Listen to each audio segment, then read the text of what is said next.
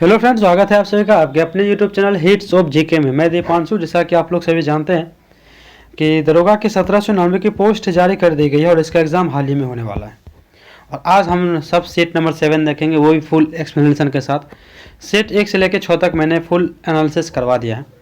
Class से कुछ दिन, 1-2 दिन नहीं चली थी बीच में, क्योंकि मेरी कज़न सिस्टर का शादी है 27 को। और आपको पता है कि घर में अगर शादी होती है तो बहुत सारे काम हो जाते हैं, तो इसमें टाइम निकालना बहुत ही मुश्किल हो जाता है।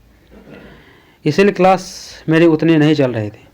और आज मैं किसी भी तरह टाइम निकाला हूँ, देखा मैं फ्री हूँ तो सोचा कि क्यों ना क्लास बना दे। और कल तो मैं फुल बिजी रहूँगा 27, तो इसलिए मैं माफ़ी चाहता हूँ कि क्लास मेरी रेगुलर नहीं चल पाई। लेकिन उसके बाद कंटिन्यू चलेगी। शादी के बाद हमेशा जिस तरह सारे क्लास चल रही थी सारे चलेगी। लूसेंट की PYQ सीरीज़, जो कि मैं इसमें एक पार्ट 1 करवा दिया हूँ। उसके बाद फिर आज उसकी सेकंड क्लास करेंगे। सीटेट के भी क्लास आज प्रैक्टिस सेट में डालूंगा, और उसके बाद क्रॉन की तो मैं डाल ही रहा हूँ। चलिए क्वेश्चन 1 से शुरू करते हैं। ऐसा करते हैं कि आपने PDF बना लिया होगा। PDF में पहले ही टेलीग्राम चैनल के माध्यम से आप सभी के बीच प्रोवाइड कर देता हूँ। क्वेश्चन नंबर 1, हड़प्पा सभ्यता का धोलावीरा स्थल कहाँ पे है? तो इसका हो जाएगा B नंबर, गुजरात में। दूसरा, मृदाक्षरा ग्रंथ के रचयिता निम्न में से कौन है? इसका हो जाएगा विज्ञानेश्वर। तीसरा, निम्न में से कौन अभिलेख समुद्रगुप्त से संबंधित है? तीसरा हो जाएगा A नंबर, प्रयाग अभिलेख। चौथा, वर्ष 1921 में मोपला विद्रोह किस क्षेत्र में हुआ था? 4 का हो जाएगा आपका D, केरल में हुआ था मोपला विद्रोह। 5, अल-बिरूनी के संबंध में निम्न से कौन सा कथन सही है? कौन सा सही है? 1, 2, 3, 4 ये सभी सही है कि वह ख्वारिज्म क्षेत्र का रहने वाला था, वो विभिन्न विषयों का ज्ञाता था, महमूद गजनवी के साथ भारत आया था, किताबुल हिंद उसकी प्रमुख रचना है। द्वितीय आंग्ल मैसूर युद्ध की समाप्ति किस संधि से हुई थी? 6 का जो ऑप्शन हो जाएगा B, मंगलोर की संधि। 7, भारतीय स्वतंत्रता आंदोलन के क्रांतिकारी घटनाओं में से एक प्रसिद्ध काकोरी कांड किस वर्ष का है? 1925 का है, ये नंबर। 8, मुस्लिम लीग के किस अधिवेशन में द्विराष्ट्र का प्रस्ताव पारित हुआ था? 8 का हो जाएगा ऑप्शन A, लाहौर अधिवेशन 1940।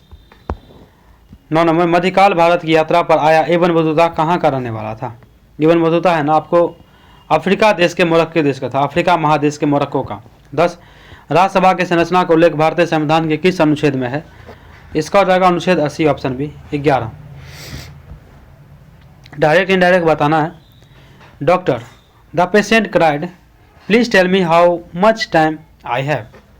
11 का ऑप्शन C हो जाएगा कि the patient pleaded with the doctor to tell her how much time she had। 12, क्या इसका है ना एक्टिव बताना है कि pudding had already been prepared by her. Option B हो जाएगा कि she had already prepared pudding. 13, column A को कॉलम B से मिलान करना। Column A, column B, column C मुख्य कार्य से सही मिलान करें।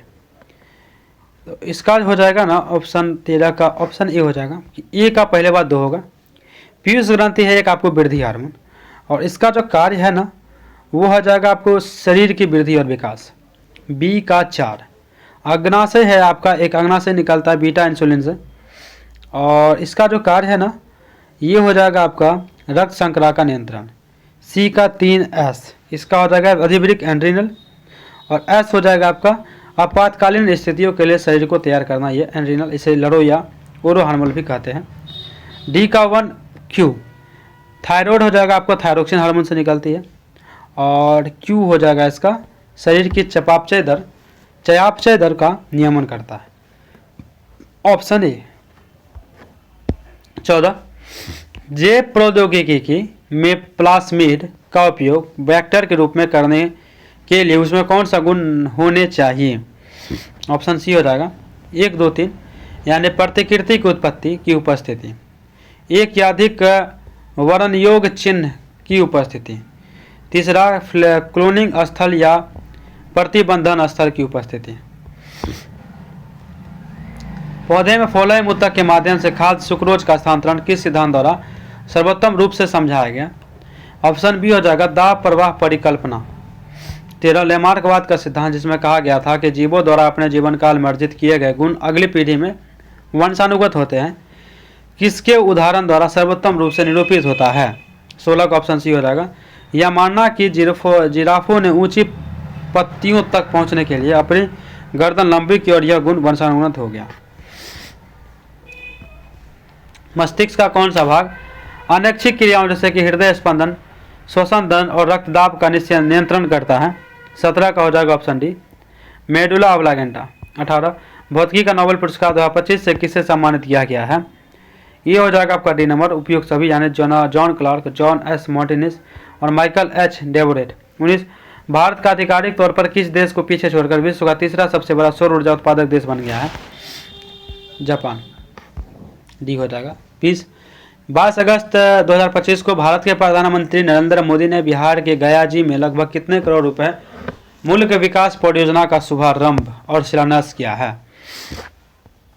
13,000 करोड़। 21 फजील अली की अध्यक्षता में केंद्र सरकार द्वारा राज्य पुनर्गठन आयोग का गठन कब किया गया था? ऑप्शन सी हो जाएगा दिसंबर 1953 में। 22 राज्य के नीति निदेशक तत्व के तहत प्रस्तुति सहायता का उपबंध किस अनुच्छेद में किया गया है? ऑप्शन बी हो जाएगा 42। 43 बिहार विधान परिषद में कुल सदस्य संख्या कितनी निर्धारित की गई है? 75, ऑप्शन सी। 24 42वें संविधान संशोधन अधिनियम 1976 द्वारा राज्य के नीति निदेशक तत्व में निम्नलिखित में से किस निदेशक तत्व या तत्वों को शामिल किया गया था? 24 का ऑप्शन डी हो जाएगा सभी को, कि सामान्य न्याय और निःशुल्क विधिक सहायता, उद्योग के प्रबंधन में कर्मकारों का भाग लेना, पर्यावरण का संरक्षण तथा संवर्धन और वन तथा वन्यजीव की रक्षा। 25 संसदीय समिति के रूप में लोक उपक्रम समिति की पहली बार गठन कब किया गया था? 25 का बी हो जाएगा 1964। भारत शासन अधिनियम 1935 में कितनी अनुसूचियाँ थी? 26 का हो जाएगा ऑप्शन बी 10। 27 किस वर्ष सिक्किम को पूर्ण राज्य का दर्जा प्रदान किया गया? ऑप्शन बी हो जाएगा 1975 को। 28 निम्न में से किस अधिनियम द्वारा ब्रिटिश ईस्ट इंडिया कंपनी के लिए नियंत्रण मंडल बोर्ड ऑफ कंट्रोल की स्थापना की गई? 28 का ऑप्शन सी हो जाएगा ईस्ट इंडिया एक्ट 1784। 29 निम्न से किस संस्था का सदस्यता को विश्व बैंक समूह में प्रवेश के कुंजी के रूप में व्यक्त किया जाता है? 29 का ऑप्शन ए हो जाएगा अंतर्राष्ट्रीय मुद्रा कोष यानी IMF। बिहार बजट 2025-26 में कुल व्यय कितना दर्शाया गया है? 30 का ऑप्शन हो जाएगा लगभग 3,17,000 करोड़ रुपए। 31 जो किए गए उपकार को मानता है उसके लिए एक शब्द लिखिए। 31 का बी हो जाएगा कृतज्ञ। 32 इनमें से कौन सा शब्द आनंद का अनेकार्थी शब्द है? आनंद का बोल है ना, ये हो जाएगा खुशी। 32 यदि मेंडल का प्रयोग बैंगनी फूल प्रभावी वाले पौधे का संकरण सफेद फूल अप्रभावी वाले पौधे से कराया जाए तो F2 पीढ़ी में 800 पौधे प्राप्त हो तो लगभग कितने पौधे सफेद फूले वाले होंगे? 33 का ऑप्शन डी हो जाएगा 200। 34 कौन सी कोशिका विशिष्ट प्रतिरक्षा प्रतिक्रिया रिस्पॉन्स के लिए स्पेसिफिक इम्यून रिस्पॉन्स के लिए मुख्य रूप से उत्तरदायी है, जिसमें से एंटीबॉडी का उत्पादन और कोशिका मध्यस्थता प्रतिरक्षा शामिल है? 34 का ऑप्शन डी हो जाएगा लिम्फोसाइट बीटा कोशिका और टी कोशिका। किस पारिस्थितिकी तंत्र में ऊर्जा का पिरामिड हमेशा सीधा होता है? ऑप्शन बी हो जाएगा इसका, क्योंकि प्रत्येक कोशीय स्तर पर ऊर्जा का क्षय होता है और केवल 10% ही अगले स्तर पर स्थानांतरित होती है। 36 दो कार्बन परमाणुओं वाले निम्नलिखित हाइड्रोकार्बन को उनमें से उपस्थित हाइड्रोजन परमाणुओं की संख्या के बढ़ते क्रम में व्यवस्थित करें। ऑप्शन ए हो जाएगा इसका 3-2-4-1। 3-2-4-1 एसिटिलीन, एथीन, एथिल और एथेन। 37 हो जाएगा कि निम्नलिखित में से कौन सी अभिक्रिया रेडॉक्स अभिक्रिया के उदाहरण है? रेडॉक्स 37 का जो आंसर होगा ना ऑप्शन बी हो जाएगा 2-4। 2H2 gas plus O2 2H2 plus O liquid हो जाएगा। और चौथा आपका zinc plus CuSO4 aqueous solution यानी ZnSO4 plus aqueous plus CuS, ये है ना रेडॉक्स अभिक्रिया है। 38 भारतीय सेना ने किस राज्य में समन्वय शक्ति अभ्यास 2025 प्रारंभ किया है? 38 का जो होगा आंसर ऑप्शन सी हो जाएगा असम। 39 20 अगस्त 2025 को मध्यम दूरी की बैलिस्टिक मिसाइल अग्नि की किस श्रृंखला का सफलतापूर्वक परीक्षण किया गया है? ऑप्शन सी हो जाएगा अग्नि 5। भारत में नए प्रस्ताव के अंतर्गत अब जीएसटी के कौन कौन से स्लैब होंगे? 40 का ऑप्शन डी हो जाएगा 5% और 18%। 41 अमर सेन को किस वर्ष अर्थशास्त्र का नोबेल पुरस्कार मिला था? ऑप्शन ए हो जाएगा 1998 में। 42 भारतीय नियोजन के इतिहास, हिस्ट्री ऑफ इंडियन प्लानिंग में जन योजना कब और किसके द्वारा प्रस्तुत किया गया था। 42 का ऑप्शन ए हो जाएगा 1945 M.N. रॉय के द्वारा।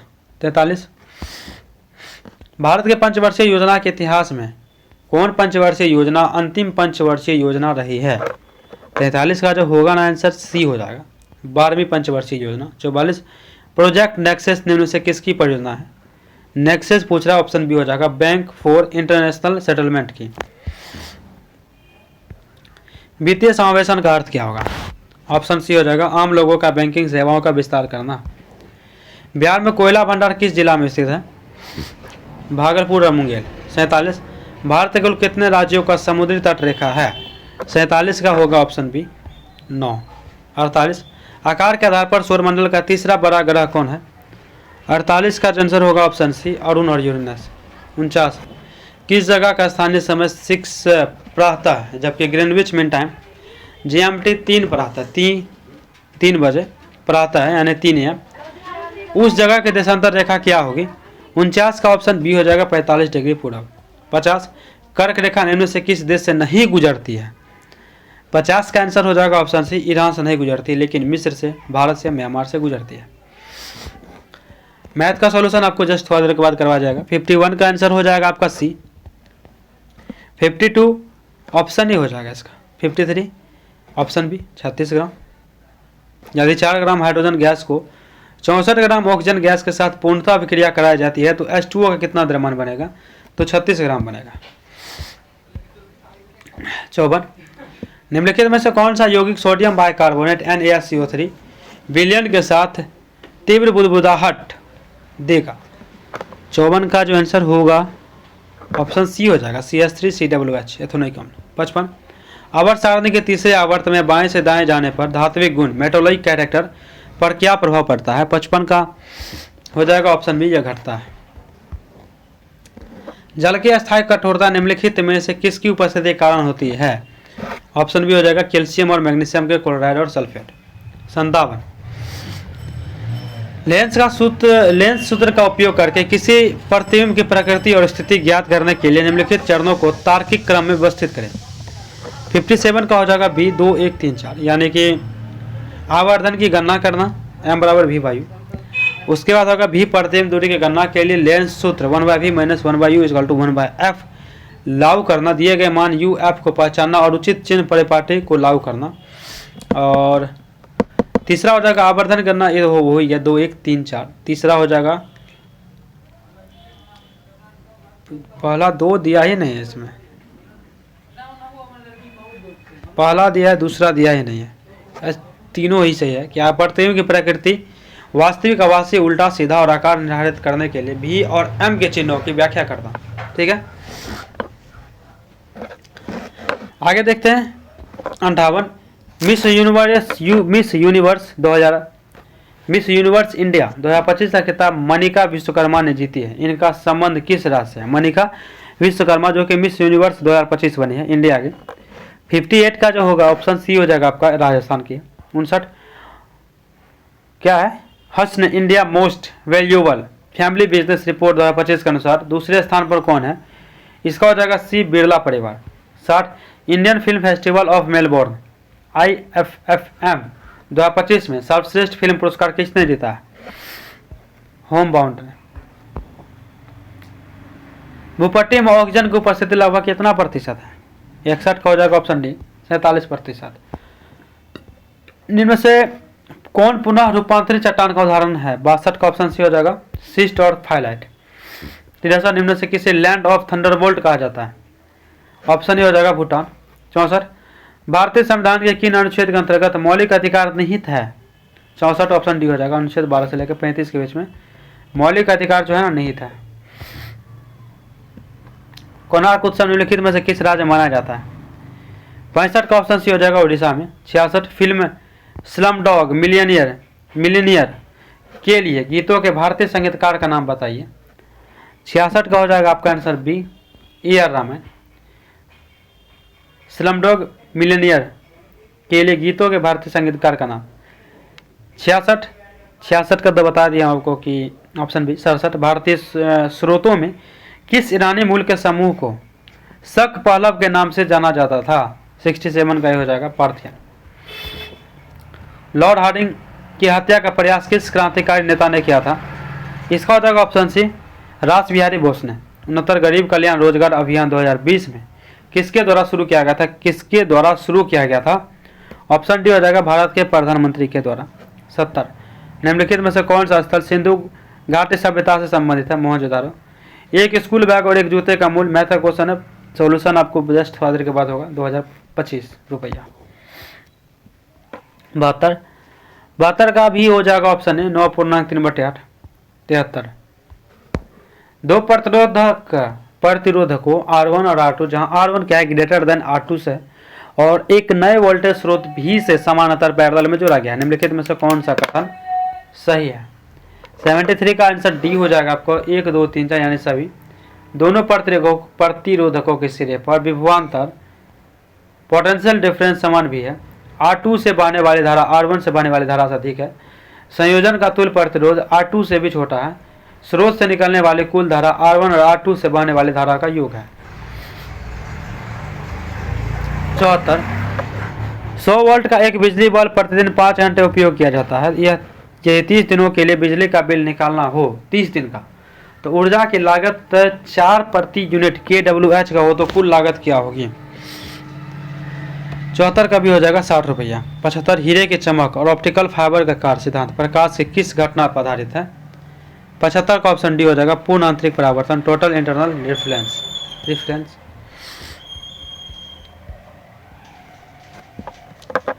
2 kg द्रव्यमान की एक पिस्तौल में 20 ग्राम द्रव्यमान की एक गोली 150 ग्राम मीटर प्रति सेकंड के क्षैतिज वेग से दागी जाती है। पिस्तौल का प्रतिक्षेप वेग रिकॉर्ड वेलोसिटी क्या होगा? 76 का जो आंसर हो जाएगा ए हो जाएगा -1.5 मीटर प्रति सेकंड।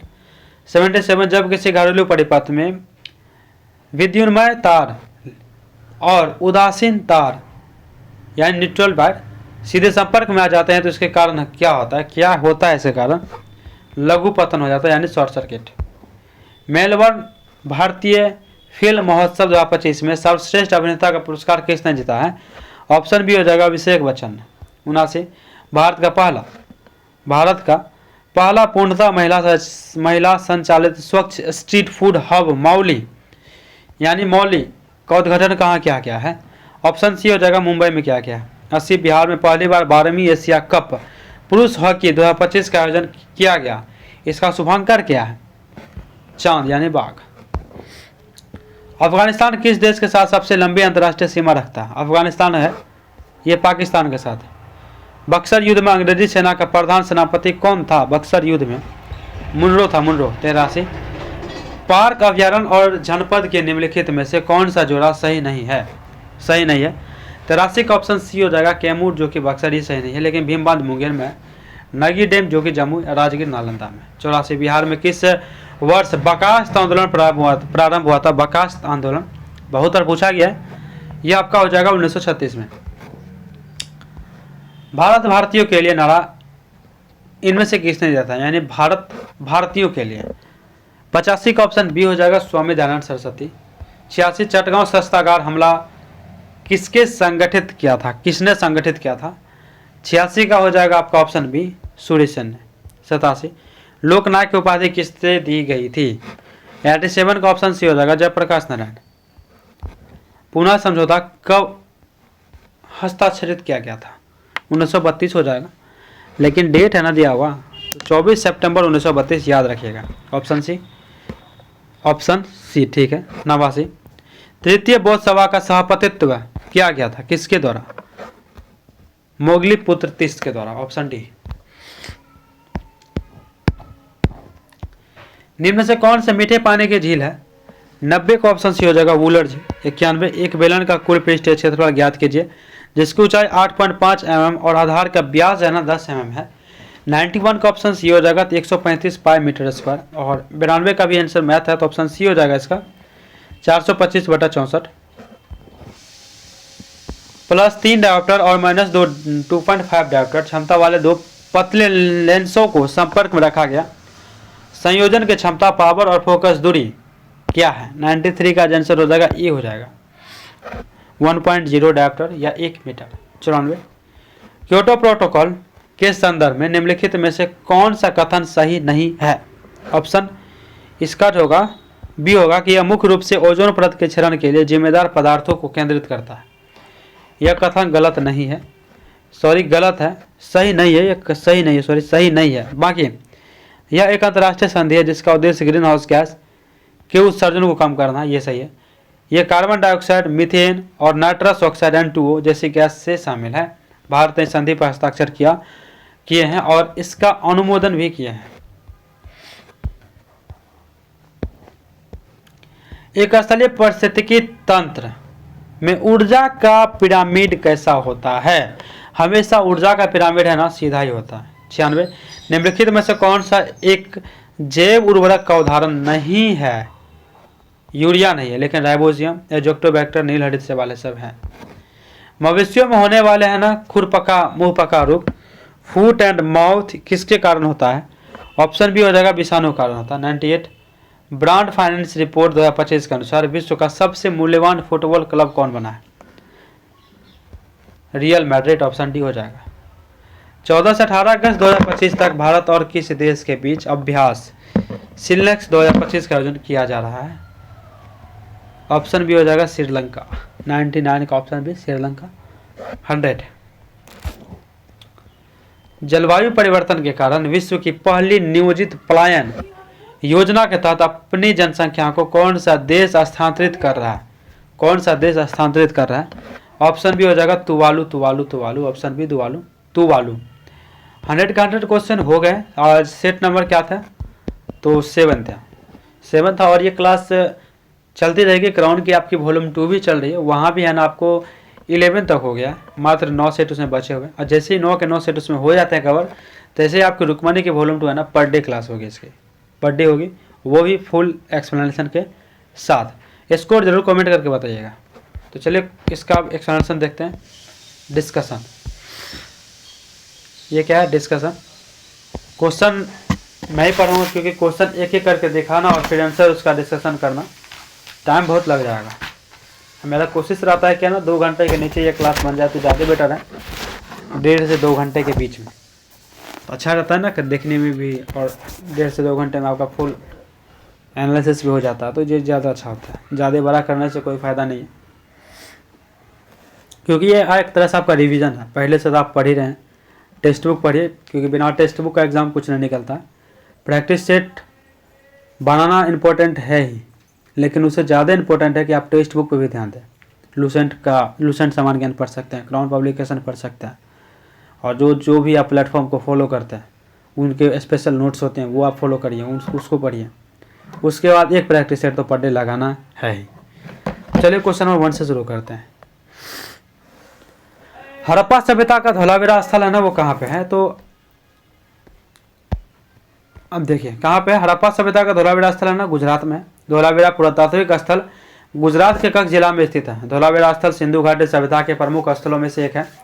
धोलावीरा स्थल की आधिकारिक रूप से पहली बार खोज है ना 1967-68 ईस्वी में भारतीय पुरातत्व सर्वेक्षण के द्वारा जगपति जोशी के नेतृत्व में हुआ था। जगपति जोशी के नेतृत्व में धोलावीरा से सिंधु लिपि में उत्कीर्ण एक लेख प्राप्त हुआ। इसे 2021 में यूनेस्को विश्व धरोहर स्थल घोषित किया गया। धोलावीरा एकमात्र हड़प्पा सभ्यता का स्थल है जो त्रिस्तरीय दीवार से घिरा है। धोलावीरा का जल प्रबंधन उच्च कोटि की थी। कैसे थी? तो उच्च कोटि की। दूसरा, मिताक्षरा ग्रंथ के रचयिता निम्न से कौन थे? मिताक्षरा ग्रंथ के रचयिता कौन है? तो विज्ञानेश्वर कल्याणी के चालुक्य राजा विक्रमादित्य षष्ठम के दरबार में रहते थे। मिताक्षरा ग्रंथ हिंदू सामाजिक विधि साहित्य याज्ञवल्क्य स्मृति पर लिखी गई एक टीका ग्रंथ है। याज्ञवल्क्य स्मृति पर लिखी गई 2 महत्वपूर्ण टीकाएं मिताक्षरा एवं क्या है? तो दयाभाग। मिताक्षरा की रचना विज्ञानेश्वर ने तथा दयाभाग की रचना जीवितवाहन ने की थी। मिताक्षरा महिलाओं को संपत्ति में सीमित अधिकार देती है। तीसरा, निम्न से कौन अभिलेख समुद्रगुप्त से संबंधित है? प्रयाग अभिलेख गुप्त शासक समुद्रगुप्त से संबंधित है। प्रयाग प्रशस्ति के रचनाकार है ना समुद्रगुप्त के दरबारी कवि एवं महासंधि विग्रह के हरिसेन थे। प्रयाग प्रशस्ति में समुद्रगुप्त की प्रशंसा एवं उसके विजय अभियानों को लिखा, अतः इस प्रयाग प्रशस्ति अभिलेख कहते हैं। इसमें उल्लेख है कि समुद्रगुप्त ने उत्तर में 9 राजाएं, दक्षिण में 12 राजाओं को हराया था। पर यह अभिलेख सरल और परिष्कृत संस्कृत में चंपू काव्य शैली में लिखा गया है। मंदसौर अभिलेख मालवा शासक के यशोधर्मर का है। हाथी गुफा अभिलेख कलिंग शासक खारवेल का है। जूनागढ़ अभिलेख शक शासक रुद्रदामन प्रथम का है। और जूनागढ़ अभिलेख स्कंद गुप्त का भी है। वर्ष 1921 में मोपला विद्रोह किस क्षेत्र में हुआ था? तो वर्ष 1921 में है ना मोपला विद्रोह आपको केरल में हुआ था। मोपला विद्रोह ब्रिटिश शासन व्यवस्था के खिलाफ एक कृषक विद्रोह था। 1921 ईस्वी में कई वर्षों पहले भी इस क्षेत्र में मोपला कृषकों एवं स्थानीय जमींदारों के बीच कई झड़पें हुई थी। सामान्यतः मोपला कृषक है ना मुस्लिम थे, जबकि स्थानीय जमींदार हिंदू थे। खिलाफत आंदोलन के प्रति ब्रिटिश शासन के कठोर रवैये की प्रतिक्रिया में मोपला क्षेत्र के मुस्लिम कृषकों में पुनः एक आक्रोश व्याप्त हो गया, जिसे मोपला विद्रोह 1921 के रूप से जाना जाता है। मोपला विद्रोहियों ने ब्रिटिश संस्थाओं, कार्यालय, पुलिस थाने एवं स्थानीय जमींदारों के खिलाफ हिंसापूर्ण आक्रमण किया था।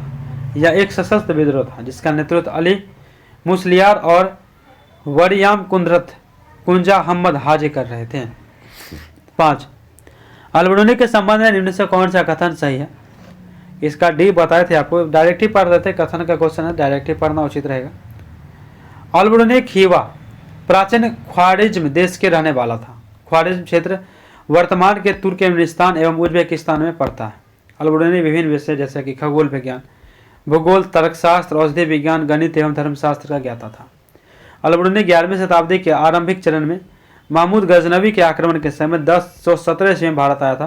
किताब उल हिंद अलबरूनी की प्रमुख रचना है, जिसमें भारत एवं भारतीय धर्म, समाज, राजनीति, संस्कृति आदि के विभिन्न आयामों का उल्लेख है।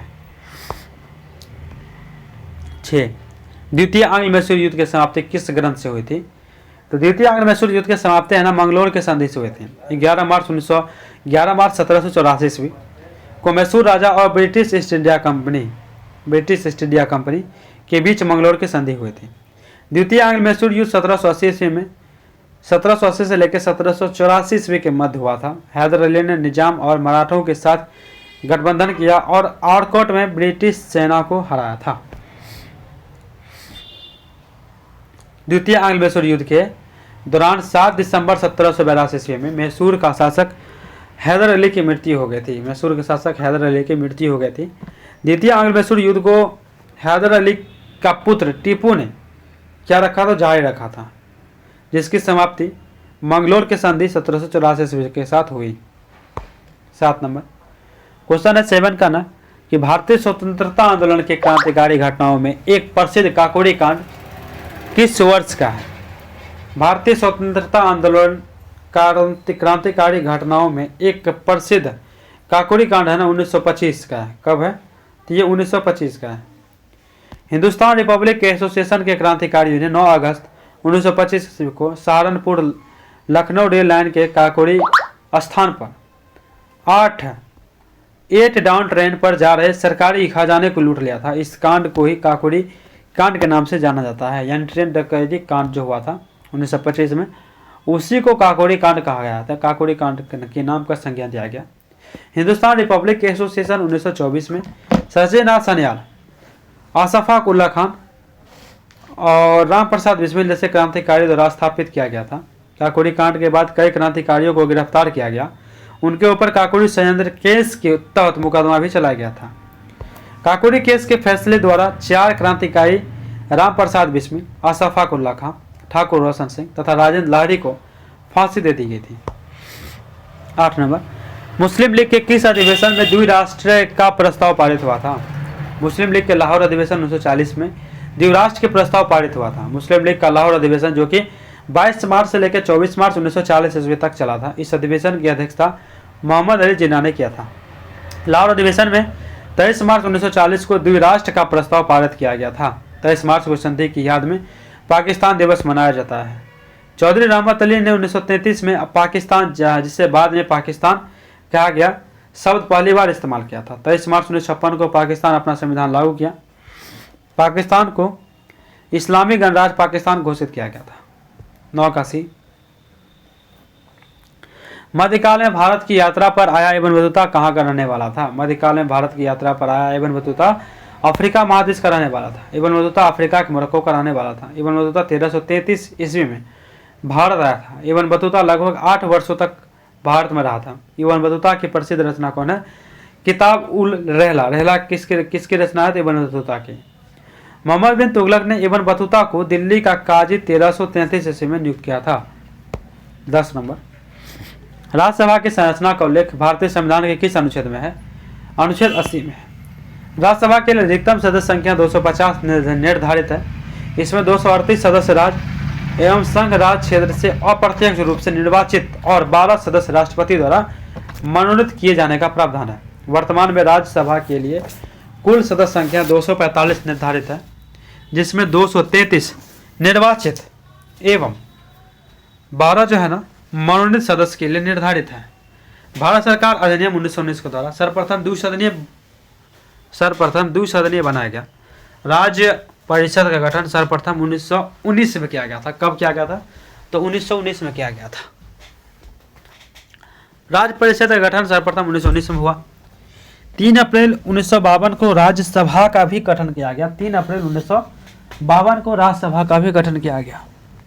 अनुच्छेद 79 में कह रहा है कि संसद के अंतर्गत लोकसभा प्लस राज्यसभा राष्ट्रपति को शामिल किया गया है। 11 डायरेक्ट इंडायरेक्ट का क्वेश्चन है। Doctor the patient cried please tell me how much time I have. Doctor the patient pleaded with me doctor to tell her how much time she had. इसके पास कितना समय है? 12। एक्टिव टू पैसिव है। Pudding had already been prepared by her, ये passive voice है। Active क्या था? She had already prepared by pudding. 13 इसका मिलान है, डायरेक्टिव पढ़ लेते हैं। पीयूष ग्रंथि है ना, ये एक वृद्धि हार्मोन है, शरीर की वृद्धि और विकास में ये कार्यरत है, यानी इसका काम है। अग्नाशय जो कि इंसुलिन हार्मोन से निकलता है। इंसुलिन हार्मोन यहीं से निकलता है, रक्त शर्करा को नियंत्रित करता है। अधिवृक्क एड्रेनल हार्मोन यहीं से निकलता है। आपातकालीन स्थितियों के लिए शरीर को तैयार करना कौन? एड्रेनल। थायरोक्सिन या हार्मोन निकलता है थायराइड से। शरीर के चयापचय दर का नियमन, चयापचय दर को क्या करता है? नियमन करता है। पीयूष ग्रंथि वृद्धि हार्मोन, ग्रोथ हार्मोन स्रावित करती है, जो शरीर की वृद्धि और विकास के लिए उत्तरदायी है। इसे मास्टर ग्रंथि भी कहते हैं। अग्नाशय की लैंगरहैंस की दीपिका इंसुलिन हार्मोन स्रावित करती है, जो रक्त शर्करा के रक्त स्तर का नियंत्रण करता है। आधिवृक्क एड्रेनल हार्मोन स्रावित करती है, जो आपातकालीन स्थितियों के लिए शरीर को तैयार करता है। थायराइड या थायरोक्सिन हार्मोन स्रावित करती है, जो शरीर के चयापचय दर का नियमन करता है। 14 जैव प्रौद्योगिकी में प्लास्मिड का उपयोग वेक्टर के रूप में करने के लिए उसमें कौन से गुण होने चाहिए? जैव प्रौद्योगिकी में प्लास्मिड का उपयोग एक अच्छे वेक्टर के रूप में निम्न गुणों के कारण किए जाने चाहिए। प्रतिकृति की उत्पत्ति, ORI, यह वह अनुक्रम है जहां से प्रतिकृति शुरू होती है। यह प्लास्मिड को मेजबान कोशिका के भीतर अपनी कई प्रतिक्रिया बनाने की अनुमति देती है। वर्णयोग चिन्ह, सिलेक्टेबल मार्कर, ये ऐसे जीन होते हैं जो रूपांतरित यानी ट्रांसफॉर्म कोशिका को गैर रूपांतरित कोशिका से पहचानने और उन्हें चुनने में मदद करते हैं, जैसे कि एंटीबायोटिक प्रतिरोधक जीन। क्लोनिंग स्थल, ये विशिष्ट प्रतिबंधन एंजाइमों के लिए पहचान स्थल होते हैं जहां बाहरी DNA को काटा और जोड़ा जा सकता है। एक अच्छा वेक्टर में कई अद्वितीय क्लोनिंग स्थल होने चाहिए। आकार बहुत बड़ा नहीं होना चाहिए, वेक्टर का आकार छोटा होना चाहिए ताकि यह आसानी से मेजबान कोशिका में प्रवेश कर सके। बड़ा आकार क्लोनिंग प्रक्रिया को कठिन बना देता है। 15 पौधे में फ्लोएम ऊतक के माध्यम से खाद्य सुक्रोज का स्थानांतरण किस सिद्धांत के द्वारा सर्वोत्तम रूप से समझाया गया है? इसका बी हो जाएगा कि पौधे में फ्लोएम के माध्यम से खाद्य का स्थानांतरण दाब प्रवाह परिकल्पना के द्वारा सर्वोत्तम रूप से समझाया गया है। यह परिकल्पना बताती है कि भोजन का परिवहन एक द्रव स्थैतिक दाब प्रवणता के कारण होता है। स्रोत पर जैसे कि पत्तियों में सुक्रोज का सक्रिय रूप से फ्लोएम में लोड किया जाता है, जिससे वही परासरणी दाब बढ़ता है और पानी जालम से फ्लोएम में प्रवेश करता है। सिंक पर जैसे कि जरो या फलों में सुक्रोज को फ्लोएम से अनलोड किया जाता है, जिससे परासरणी दाब घटता है और पानी में फ्लोएम से बाहर निकल जाता है। स्रोत पर उच्च दाब और सिंक पर निम्न दाब का यह अंतर फ्लोएम रस को स्रोत से सिंक की ओर प्रभावित करता है। 16 लेमार्क का सिद्धांत, जिसमें कहा गया कि जीवों द्वारा अपने जीवनकाल में अर्जित किए गए गुण अगले पीढ़ी से वंशानुगत होती है, किसके उदाहरण द्वारा सर्वोत्तम रूप से निरूपित होता है। लेमार्कवाद का सिद्धांत, जिसमें यह मानना है कि जिराफों ने ऊंची पत्तियों तक पहुंचने के लिए अपनी गर्दन लंबी की और यह गुण वंशानुगत हो गया। लेमार्कवाद का क्लासिक उदाहरण है ये। लेमार्क के सिद्धांत को उपार्जित लक्षणों की वंशानुगति के रूप में भी जाना जाता है। उनके अनुसार अंगों का उपयोग और अनुपयोग विकास का कारण बनता है। जिराफ का उदाहरण बताता है कि गर्दन का निरंतर उपयोग ऊंची पत्तियों तक पहुंचना उसे लंबा बनाता गया और यह अर्जित गुण अगले पीढ़ी से विरासत में मिला है। डार्विनवाद के अनुसार लंबी गर्दन वाले जिराफ प्राकृतिक चयन या नेचुरल सिलेक्शन के कारण जीवित रहे, ना कि उन्होंने प्रयास करके अपनी गर्दन लंबी की। पतंगों का रंग बदलना और मच्छरों में प्रतिरोधक क्षमता का विकास डार्विन के प्राकृतिक चयन के सिद्धांत के उदाहरण है, लेमार्क के नहीं। ठीक है। 17 का जो क्वेश्चन है, 17 का क्वेश्चन है कि मस्तिष्क का कौन सा भाग है अनैच्छिक क्रिया जैसे हृदय स्पंदन, श्वसन दर और रक्तदाब का नियंत्रण केंद्र है। इसका डी हो जाएगा कि मस्तिष्क का मेडुला ऑब्लिगेंटा है ना भाग अनैच्छिक क्रियाओं का नियंत्रण केंद्र है। मेडुला ऑब्लिगेंटा पश्च मस्तिष्क का ही एक हिस्सा है, जो मस्तिष्क स्तंभ का एक निचला भाग है। यह शरीर के कई महत्वपूर्ण जीवन निर्वाह कार्यों को नियंत्रित करता है, जिन्हें हम सचेत रूप से नियंत्रित नहीं कर सकते। इन कार्यों से हृदय गति, श्वसन, रक्तचाप निगलना, छींकना और उल्टी करना शामिल है। मेडुला को क्षति अक्सर तत्काल मृत्यु के कारण बनती है, क्योंकि यह इन आवश्यक कार्यों को बाधित कर देती है।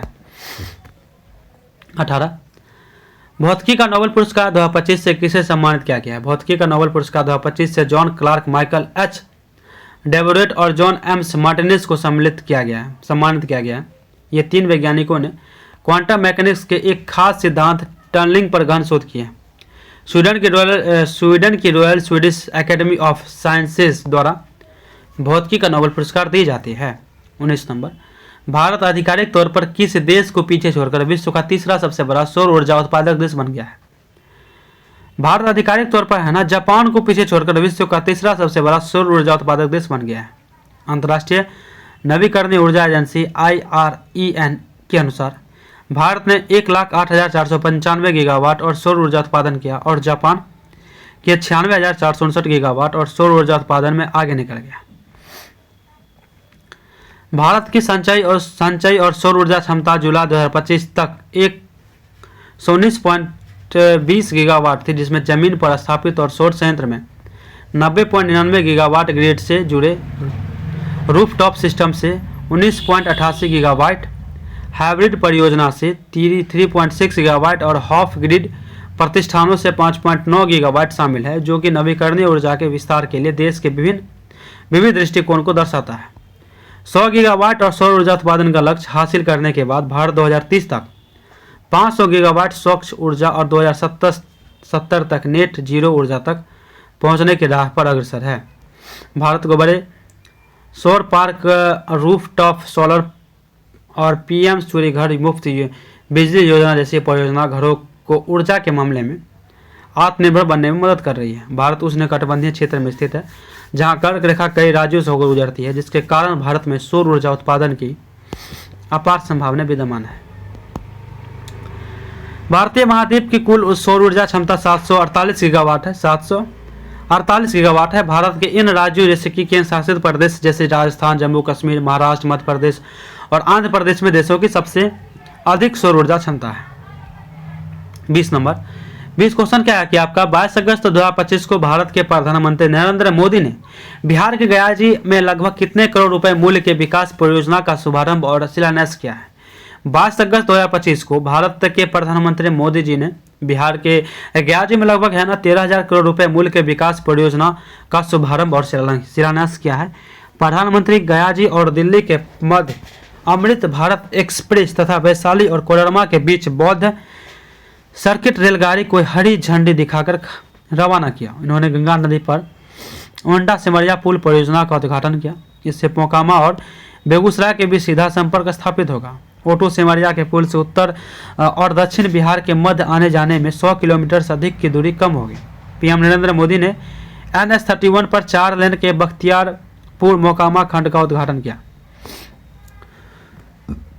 इन्होंने बक्सर ताप बिजली संयंत्र का भी उद्घाटन किया तथा मुजफ्फरपुर में होमी भाभा कैंसर अस्पताल और अनुसंधान केंद्र का भी उद्घाटन किया। उन्होंने मुंगेर में नमामि गंगे परियोजना के तहत विनिर्मित अवजल उपचार संयंत्र का भी उद्घाटन किया, जिससे गंगा के प्रदूषणों में सुधार होगा। 21 नंबर, फजल अली आयोग की अध्यक्षता में केंद्र सरकार और द्वारा राज्य पुनर्गठन आयोग का गठन कब किया गया था? फजल अली आयोग की अध्यक्षता में केंद्र सरकार द्वारा राज्य पुनर्गठन आयोग के गठन दिसंबर 1953 में किया गया था। दिसंबर 1953 में केंद्र सरकार द्वारा 3 सदस्यीय राज्य पुनर्गठन आयोग फजल अली की अध्यक्षता में गठित किया गया था। इस आयोग के अन्य 2 सदस्य KM बन्नीकर और HN कुंजरू थे। फजल अली आयोग ने सितंबर 1955 में अपना रिपोर्ट केंद्र सरकार को सौंपा था।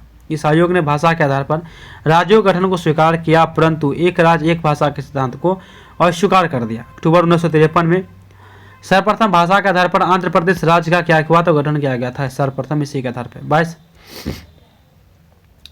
राज्य के नीति निर्देशक तत्वों के तहत प्रस्तुति सहायता का उपबंध किस अनुच्छेद में किया गया है? राज्य के नीति निर्देशक तत्वों के तहत प्रस्तुति सहायता का उपबंध अनुच्छेद 42 में किया गया है।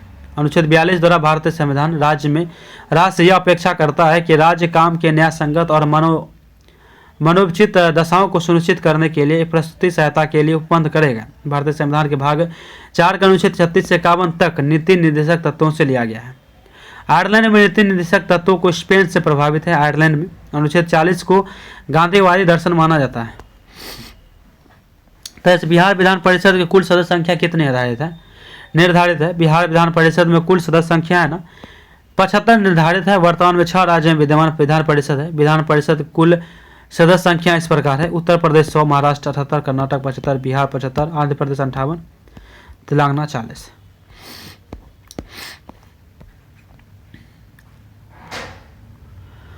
चौबीस के 42वें संविधान संशोधन अधिनियम 1976 द्वारा राज्य के नीति निर्देशक तत्वों में निम्नलिखित में से किस निर्देशक तत्व को शामिल किया गया था?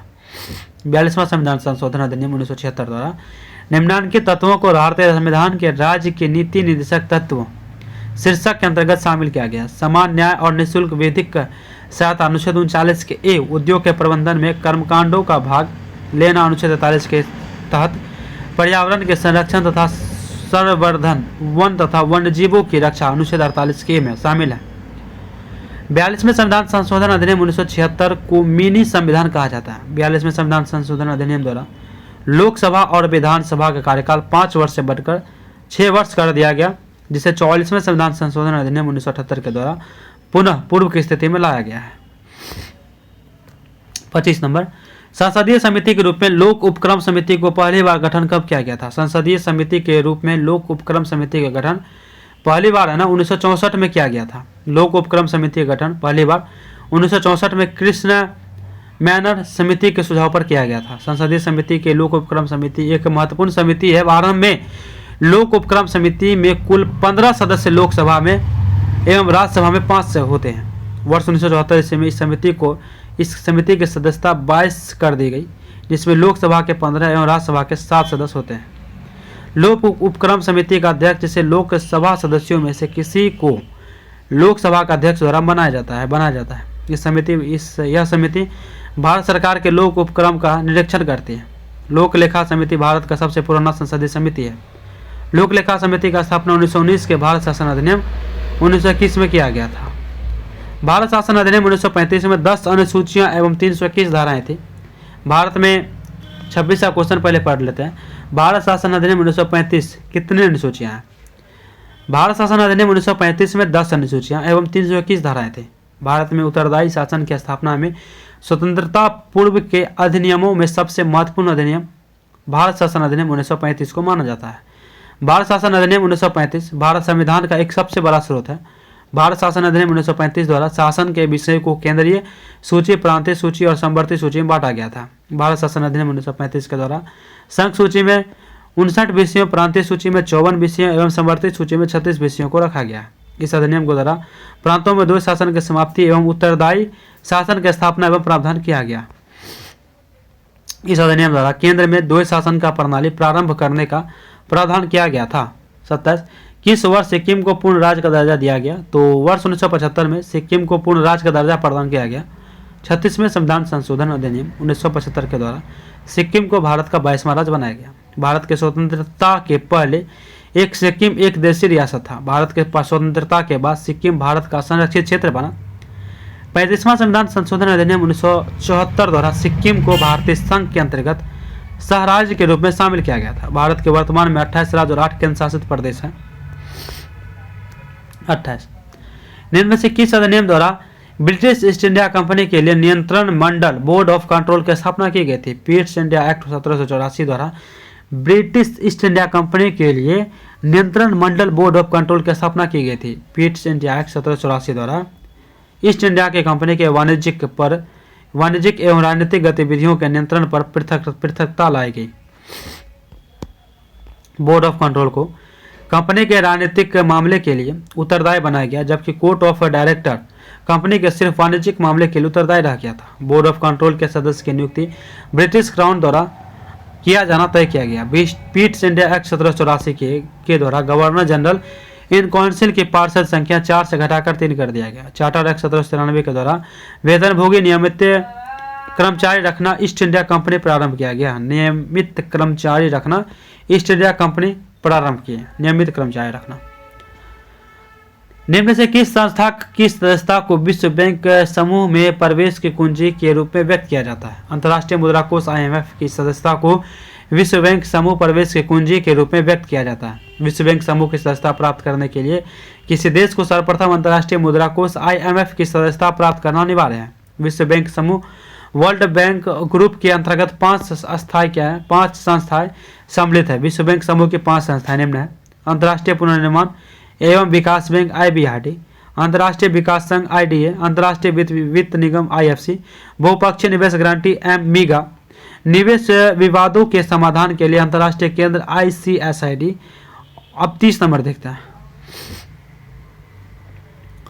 बिहार बजट 2025-26 में कुल व्यय कितना दर्शाया गया है? तो बिहार बजट 2025-26 में कुल व्यय लगभग 3,17,000 करोड़ रुपए दर्शाया गया है। बिहार बजट 2025-26 में कुल व्यय 3,16,895.2 करोड़ रुपए दर्शाया गया है। बिहार बजट 2025-26 में स्कीम बहन आपको 1,16,759.60 करोड़ रुपए दर्शाया गया है। बिहार बजट 2025-26 में स्थापना एवं प्रतिबंध व्यय 2,135.42 करोड़ रुपए दर्शाया गया है।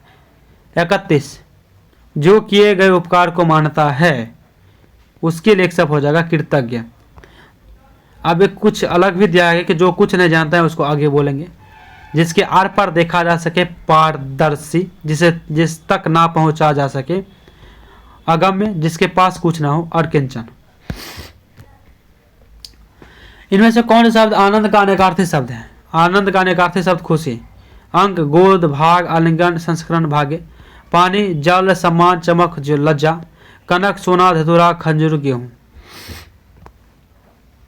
33 यदि मंडल के प्रयोग में बैंगनी फूल प्रभावी वाले पौधे का संकरण सफेद फूल अप्रभावी वाले पौधे से कराया जाए तो F2 पेड़ी में 800 पौधे प्राप्त हो तो लगभग कितने पौधे सफेद फूल वाले होंगे?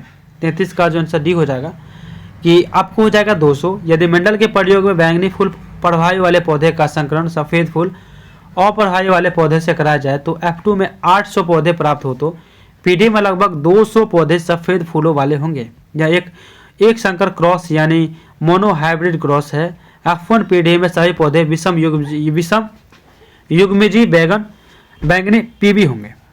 जब F1 पीढ़ी का स्वपरागण यानी PP में किया जाता है तो F2 पीढ़ी में जीनोटाइप्स अनुपात 1pp अनुपात 2pp अनुपात 1pp होता है। F2 पीढ़ी में फेनोटाइप दृश्य लक्षण अनुपात 3 बैंगनी अनुपात 1 सफ़ेद होता है। इसका मतलब है कि कुल पौधे में 3/4 बैंगनी और 1/4 क्या होंगे, सफ़ेद होंगे। इसीलिए 800 पौधे में से सफ़ेद फूल वाले पौधे की संख्या मात्र 200 होगी, 1/4। 34 कौन सी कोशिका विशिष्ट प्रतिरक्षा प्रतिक्रिया के लिए मुख्य रूप से उत्तरदायी है, जिसमें एंटीबॉडी का उत्पादन और कोशिका मध्यस्थ प्रतिरक्षा शामिल है। लिम्फोसाइट बीटा कोशिका और टी कोशिका विशिष्ट प्रतिरक्षा प्रतिक्रियाओं के लिए उत्तरदायी है, जिसके एंटीबॉडी का उत्पादन और कोशिका मध्यस्थता प्रतिरक्षा शामिल है। लिम्फोसाइट्स एक प्रकार की श्वेत रक्त कोशिका है जो अर्चित या अनुकूली प्रतिरक्षा का मुख्य आधार है। बीटा लिम्फोसाइट की बात करें, बीटा सेल्स कोशिका विशिष्ट रोगजनक की पहचान करने और प्लाज्मा कोशिका की परिवर्तित हो जाती है और एंटीबॉडी का उत्पादन करती है। इसे तरल प्रतिरक्षा यानी ह्यूमन इम्यूनिटी कहते हैं। टी लिम्फोसाइट्स की बात करें तो कोशिका सीधे संक्रमित कोशिकाओं को नष्ट करती है। साइटोसिस्ट यानी टी कोशिकाएं और प्रतिरक्षा प्रतिक्रियाओं को नियंत्रित करती है। सहायक टी कोशिका ऐसे कोशिका मध्यस्थ प्रतिरक्षा सेल मेंटेनेंट इम्यूनिटी कहते हैं। न्यूट्रोफिल्स और बेसोफिल्स गैर विशिष्ट या सहज प्रतिरक्षा का हिस्सा है। 35 किसी पारिस्थितिकी तंत्र में ऊर्जा का पिरामिड हमेशा सीधा क्यों होता है? ये हो जाएगा हालांकि क्योंकि प्रत्येक कोशिका स्तर पर है ऊर्जा का क्षय होता है और केवल 10% ही अलग स्तर पर स्थानांतरित होती है। किसी पारिस्थितिकी तंत्र में ऊर्जा का पिरामिड हमेशा सीधा होता है क्योंकि प्रत्येक कोशीय स्तर पर ऊर्जा का क्षय होता है और केवल 10% ही अगले स्तर पर स्थानांतरित होती है। ऊर्जा का पिरामिड एक कोशीय स्तर से अगले कोशीय स्तर तक ऊर्जा के प्रवाह को दर्शाता है। लिंडमान के 10% नियम के अनुसार एक कोशीय स्तर पर उपलब्ध ऊर्जा का केवल लगभग 10% अगले कोशीय स्तर के जीवों द्वारा बायोमास संग्रहित किया जाता है। शेष 90% ऊर्जा चयापचय क्रिया में ऊष्मा के रूप में नष्ट हो जाती है, जीवों द्वारा उपयोग कर जाती है। इसे क्रमिक ऊर्जा हानि के कारण प्रत्येक उच्च कोशीय स्तर पर कुल ऊर्जा हमेशा पिछले स्तर से कम होती है, जिसके कारण परिणाम स्वरूप एक सीधा पिरामिड बनता है। 36 दो कार्बन परमाणु वाले निम्नलिखित हाइड्रोकार्बन और उनके उपस्थित हाइड्रोजन परमाणुओं की संख्या के बढ़ते क्रम के व्यवस्थित करें। हाइड्रोजन परमाणु की संख्या का बढ़ता क्रम है ना 3 2 4 1 है। अब एक एक पढ़ के पढ़ लेते हैं। तीसरा क्या है कि एसिटिलीन, इसका सूत्र है ना C2H2 है। दो हाइड्रोजन परमाणु, यह एक एल्काइन है। एथीन, इसका सूत्र C2H4 है। 4 हाइड्रोजन परमाणु, यह एक एल्कीन है। एथिल इथाइल रेडिकल, इसका सूत्र C2H5 है। 5 हाइड्रोजन परमाणु, यह एक मुक्त मूलक है।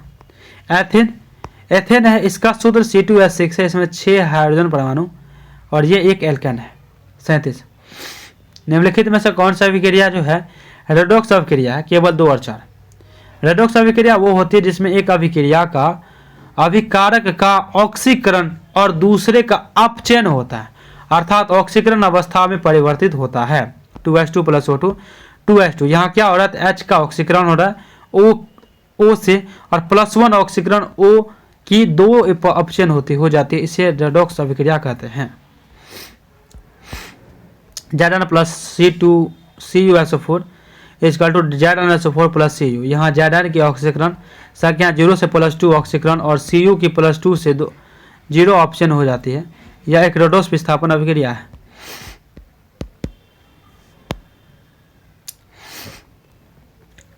अभिक्रिया 1 अपघटन और अभिक्रिया 3 उदासीनीकरण रेडॉक्स अभिक्रिया नहीं है क्योंकि इनमें से किसी भी तत्व की ऑक्सीकरण संख्या में कोई परिवर्तन नहीं होता है।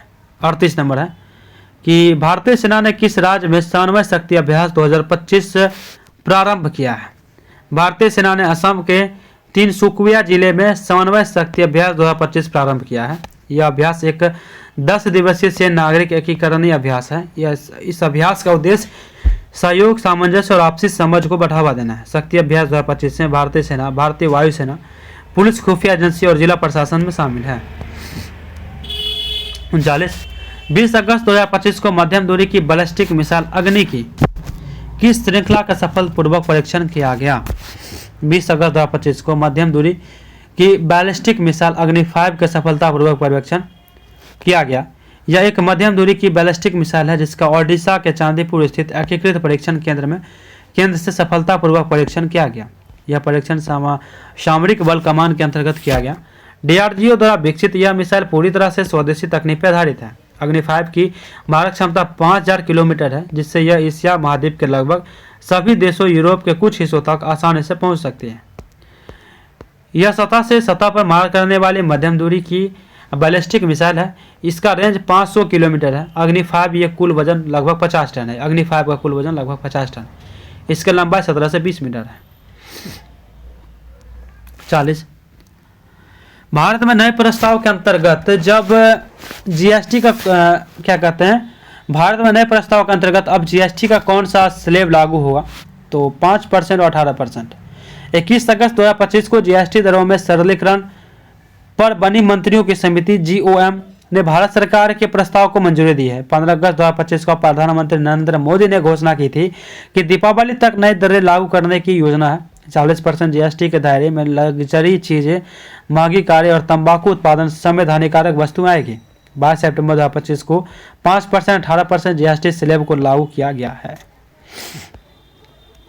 41 अमर सेन को किस वर्ष अर्थशास्त्र का नोबेल पुरस्कार मिला था? अमर सेन को 1998 ईस्वी में अर्थशास्त्र का नोबेल पुरस्कार मिला था। अमर सेन भारत में जादवपुर विश्वविद्यालय और दिल्ली स्कूल ऑफ इकोनॉमिक्स में भी शिक्षक रहे थे। अमर सेन ऑक्सफोर्ड एंड हार्वर्ड विश्वविद्यालय में भी अध्यापन किए थे। अमर सेन का जन्म 3 नवंबर 1933 को कलकत्ता में हुआ था। अमर सेन को नोबेल पुरस्कार कल्याणकारी अर्थव्यवस्था में उनके योगदान के लिए दिया गया। वर्ष 1999 में अमर सेन को भारत रत्न से भी सम्मानित किया गया था। याद रखिएगा, 1998 में नोबेल, 1999 में भारत रत्न। भारतीय नियोजन के इतिहास, हिस्ट्री ऑफ इंडियन प्लानिंग में जन योजना कब और किसके द्वारा प्रस्तुत किया गया था?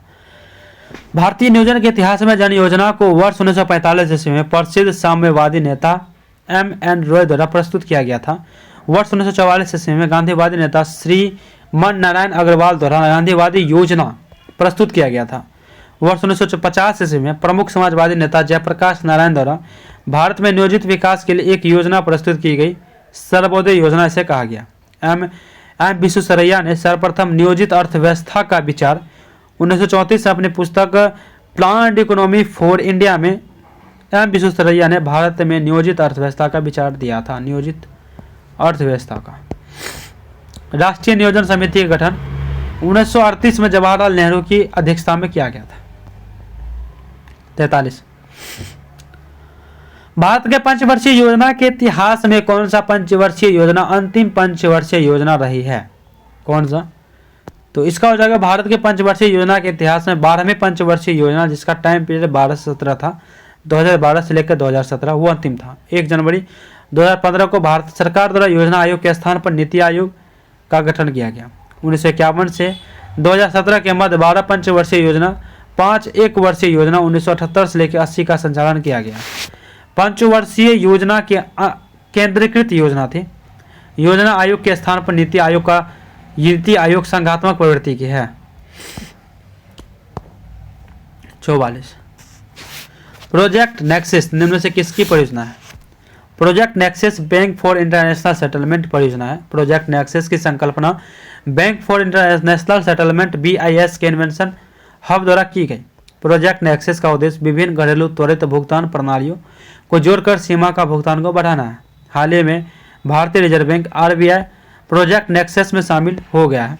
Bank for international settlement BIS एक अंतर्राष्ट्रीय वित्तीय संस्था है जिसकी स्थापना 1930 में हुई थी। BIS का मुख्यालय बेसल स्विट्जरलैंड में स्थित है। वित्तीय समावेशन का अर्थ क्या है? तो वित्तीय समावेशन का अर्थ है ना, आम लोगों तक बैंकिंग सेवा का विस्तार करना है। प्रचलित बैंकिंग प्रणाली में से ऐसे लोगों को जोड़ना या इससे वंचित है, इस प्रयास में कार्य को वित्तीय समावेशन कहते हैं। वित्तीय समावेशन के उद्देश्य में निम्नलिखित शामिल है: ग्रामीण क्षेत्र एवं शहरी क्षेत्र के गरीबों को बैंकिंग सेवा से जोड़ना, रोजगार परक एवं गरीबों उन्मूलन योजना को बैंक के माध्यम से गरीबों तक पहुंचाना, गरीबों को महाजनों तथा साहूकार के चंगुल से बचाना।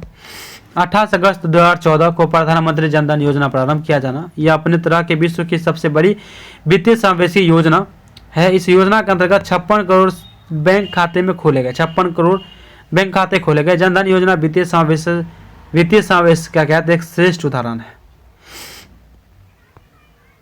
46 बिहार में कोयला का भंडार किस जिले में स्थित है? बिहार में कोयला का भंडार भागलपुर एवं मुंगेर जिला में स्थित है। झारखंड के अलग होने के बाद बिहार में कोयला का भंडार अनुमानित बहुत कम बचा है। बिहार में भागलपुर एवं मुंगेर जिले में कोयला का कुछ भंडार उपलब्ध है। भारतीय भूगर्भ सर्वेक्षण के अनुसार बिहार में कोयला का भंडार लगभग 160 मिलियन टन है। बिहार के गया, भागलपुर, जमुई जिला में लो एक्स का भंडार है। बिहार में ग्रेनाइट का भंडार भागलपुर, जमुई, मुंगेर, नवादा, गया, जहानाबाद जिला में है। भारत के कुल कितने राज्यों को समुद्री तट रेखा है? भारत के कुल 9 राज्यों का समुद्री तट रेखा है। समुद्री तट रेखा वाले भारत के राज्य ये हैं: गुजरात, महाराष्ट्र, गोवा, कर्नाटक, केरल, तमिलनाडु, आंध्र प्रदेश, ओडिशा, पश्चिम बंगाल। समुद्री तट रेखा वाले केंद्र शासित प्रदेश की कुल संख्या 4 है। समुद्री तट रेखा वाले केंद्र शासित प्रदेश ये हैं: अंडमान निकोबार द्वीप समूह, दूसरा लक्षद्वीप, तीसरा दादरा नगर हवेली और दमन द्वीप, चौथा पुडुचेरी। नवीनतम रिपोर्ट के अनुसार भारत की तटीय सीमा की कुल लंबाई 11,098 किलोमीटर है। नवीनतम रिपोर्ट के अनुसार गुजरात की तटीय सीमा की लंबाई 12 से 14 किलोमीटर से बढ़कर 2340 किलोमीटर हो गई है। अब भारत की दूसरी सबसे लंबी तटीय रेखा वाला राज्य तमिलनाडु 1068 किलोमीटर हो गया है। 48 बिहार 48 है कि आकार के आधार पर सौरमंडल का तीसरा सबसे बड़ा ग्रह कौन सा है? इसका हो जाएगा आपको कौन सा हो जाएगा? आकार के आधार पर सौरमंडल का तीसरा सबसे बड़ा ग्रह है ना, यूरेनस है। यूरेनस आकार के आधार पर। अरुण ग्रह शुक्र से दूरी के क्रम में 7वें स्थान पर आता है। आकार के घटते क्रम में सौरमंडल के ग्रह का क्रम इस प्रकार है: पहला बृहस्पति, शनि, यूरेनस, वरुण, पृथ्वी, शुक्र, मंगल, बुध। आकार के आधार पर सौरमंडल का सबसे बड़ा ग्रह बृहस्पति, छोटा ग्रह बुध है। परिक्रमण काल के अनुसार ग्रह के बढ़ते क्रम परिक्रमण काल के हिसाब से बुध, जल्द, शुक्र, पृथ्वी, मंगल, बृहस्पति, शनि, अरुण, वरुण। परिभ्रमण काल के आधार पर ग्रहों का बढ़ते क्रम बृहस्पति हो जाएगा, शनि हो जाएगा, वरुण, अरुण, पृथ्वी, मंगल, बुध और शुक्र। 24 अगस्त 2006 को अंतर्राष्ट्रीय खगोलीय संघ ने प्लूटो को ग्रह के श्रेणी से बाहर कर बौना ग्रह के अंतर्गत प्लूटो रखा, यानी उसको बौना ग्रह दे दिया नाम प्लूटो। 49 किस जगह का स्थानीय समय 6 पर आता है, यानी 6 AM, जबकि ग्रीनविच मीन टाइम GMT यानी कि 3 AM है? उस जगह का देशांतर रेखा क्या होगी? किसी जगह की स्थानीय समय रेखा 6 पर आता 6 AM है, जबकि ग्रीनविच मीन रेखा जो है ना, ग्रीनविच मीन टाइम GMT 3 है, 3 बजे पर आता है। जो उस जगह का देशांतर रेखा 45 डिग्री पूरब है। सॉरी, किसी जगह का स्थानीय समय 6 AM पर आता है, जबकि ग्रीनविच टाइम 3 AM पर आता है, जो कि उस समय का देशांतर रेखा 45 डिग्री पूर्व है। उस स्थान का स्थानीय समय GMT से आगे है, अर्थात वह स्थान पूर्वी गोलार्ध में स्थित है। 4 मिनट अंतर पर 1 डिग्री देशांतर का अंतर होता है। 180 मिनट 3 घंटा के अंतर्गत 45 डिग्री देशांतर का अंतर होगा, अतः वह स्थान 45 डिग्री पूर्वी देशांतर पर है। 2 देशांतर के बीच की दूरी को गोरे के नाम से जाना जाता है, गोरे के नाम से। लंदन के रॉयल ग्रीनविच वेधशाला के दौरान 0 डिग्री के मध्य और शोर समय का नाम GMT है। 50 कर्क रेखा निम्न से किस देश के साथ नहीं गुजरती है? कर्क रेखा 23.5 डिग्री उत्तरी अक्षांश रेखा ईरान से नहीं गुजरती है। 23.5 डिग्री उत्तरी अक्षांश को कर्क रेखा कहते हैं। कर्क रेखा 16 देश, 3 महाद्वीप और 6 जल निकाय से जुड़ा है। माही नदी कर्क रेखा को 2 बार काटती है। कर्क रेखा उत्तरी अमेरिका के मैक्सिको एवं बहामास से गुजरती है। अफ्रीका में कर्क रेखा पश्चिम सहारा, मॉरिटानिया, माली, अल्जीरिया, लोबिया तथा मिस्र से गुजरती है। एशिया में कर्क रेखा सऊदी अरब, संयुक्त अरब अमीरात, ओमान, भारत, बांग्लादेश, म्यांमार, चीन और एवं ताइवान से गुजरती है। 51 एक निश्चित राशि पर 2 वर्ष के लिए 10% प्रति वर्ष की दर से है ना वार्षिक संयोजन पर चक्रवृद्धि ब्याज लिया जाता है। यदि मिश्रधन 605 रुपये है तो मूलधन क्या होगा? मूलधन निकालना, टी टाइम दिया हुआ है, दर 10% दिया है, मिश्रधन दिया हुआ है। ए का फॉर्मूला क्या होता है? P × 1 + R का पावर R बटा 100 का पावर N यानी कि T। इस तरह से हम डिकोड करेंगे, यानी मूलधन का निकालना वैल्यू, बाकी सबका वैल्यू दिया हुआ है। मूलधन हमारा निकल जाएगा 500 रुपया। इस सोल्यूशन आप देख सकते हैं। अब आते हैं 52 पे।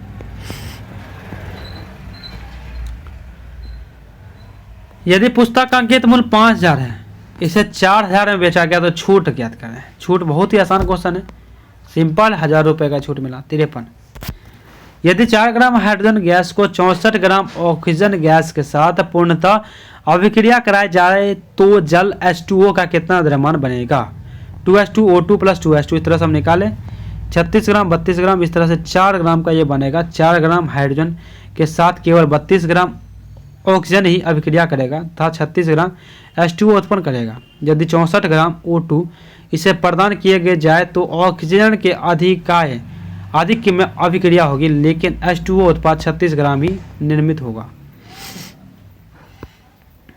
54 का जो आंसर हो जाएगा कि निम्नलिखित में से कौन सा यौगिक सोडियम बाइकार्बोनेट विलयन के साथ तीव्र बुदबुदाहट देगा? CH3COOH एथेनोइक अम्ल यौगिक सोडियम बाइकार्बोनेट के साथ तीव्र बुदबुदाहट देगा। सोडियम बाइकार्बोनेट एक दुर्बल क्षार है। यह कार्बोक्सिलिक अम्ल और जैसे एथेनोइक अम्ल के साथ अभिक्रिया करके लवण, जल और कार्बन डाइऑक्साइड CO2 गैस बनाता है। CH3COOH NaCO3 CH3COONA plus H2O plus CO2। इसी CO2 गैस के निकालने के कारण तीव्र बुदबुदाहट दिखाई देती है। इसे कार्बोक्सिलिक अम्ल समूह की पहचान के लिए एक मानक परीक्षण है। मेथेनोइक एक एल्कोहल, एथेनॉल एक एल्डिहाइड और डाइथिल ईथर इतने अम्लीय नहीं होते हैं कि वे सोडियम बाइकार्बोनेट के साथ अभिक्रिया कर सके। 55 आवर्त सारणी के तीसरे आवर्त में बाएं से दाएं जाने पर धात्विक गुण पर क्या प्रभाव पड़ेगा? आवर्त सारणी से तीसरे आवर्त में बाएं से दाएं जाने पे धात्विक गुण क्या होता है? तो घटता है। धात्विक गुण क्या होगा? तो घटता है। धात्विक गुण किसी तत्व की इलेक्ट्रॉन खोने और धनायन बनाने की प्रवृत्ति को दर्शाता है। एक आवर्त में बाएं से दाएं जाने पर प्रभावी नाभिकीय आवेश यानी इफेक्टिव न्यूक्लियर चार्ज जो है बढ़ता है, क्योंकि नाभिक में प्रोटॉन की संख्या बढ़ती है जबकि इलेक्ट्रॉन उसी कोश से जुड़ती है। यह बढ़ा हुआ नाभिकीय आवेश संयोजन इलेक्ट्रॉन की अधिक मजबूती से आकर्षित करता है, जिससे इलेक्ट्रॉन खोना अधिक कठिन हो जाता है। परिणाम स्वरूप धात्विक गुण घटता है और अधात्विक गुण बढ़ता है। उदाहरण के लिए तीसरे आवर्त में सोडियम का एक प्रबल धातु जबकि क्लोरीन क्या है? एक प्रबल अधातु है। 56 जल एक अस्थायी कठोरता है। निम्नलिखित में से किसकी उपस्थिति कारण होती है? जल की अस्थायी कठोरता कैल्शियम और मैग्नीशियम, बहुत बार पूछा गया है कि क्लोराइड और सल्फेट के कारण होती है। कैल्शियम और मैग्नीशियम। कठोर जल वह होता है जो साबुन के साथ आसानी से झाग नहीं बनता है। अस्थायी कठोरता यानी टेम्पोररी हार्डनेस, यह कैल्शियम Ca2+ और मैग्नीशियम Mg2+ के बाइकार्बोनेट लवणों के कारण होता है। इसे केवल उबालकर दूर किया जा सकता है। अस्थायी कठोरता परमानेंट हार्डनेस जो है ना, ये कैल्शियम Ca2+ और मैग्नीशियम Mg2+ के घुलनशील क्लोराइड और सल्फेट SO4 लवण के कारण होती है। अस्थायी कठोरता को उबालकर दूर नहीं किया जा सकता है, याद रखिएगा। इसे दूर करने के लिए धोवन सोडा या आयन विनिमय रेजिन जैसे विधियों का उपयोग किया जाता है। 57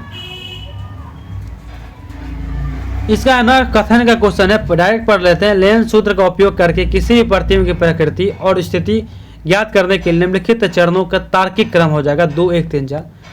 लेंस सूत्र का उपयोग करके संबंधित सबसे पहले क्या करना है?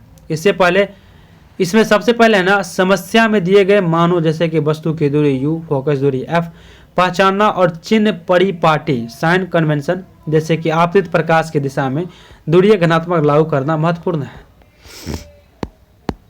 इसके बाद इन मानों का उपयोग करके लेंस सूत्र 1/v - 1/u = 1/f में रखकर अज्ञात राशि v प्रतिबिंब की दूरी की गणना की जाती है। v का मान ज्ञात होने के बाद आवर्धन m = v/u की गणना की जाती है ताकि प्रतिबिंब के आकार और अभिविन्यास का पता चल सके। अंत में v और m के बीच चिन्ह और मानों की व्याख्या करके प्रतिबिंब की अंतिम प्रकृति जो है वास्तविक आभासी अभिविन्यास उल्टा सीधा और आकार बड़ा छोटा निर्धारित किया जाता है।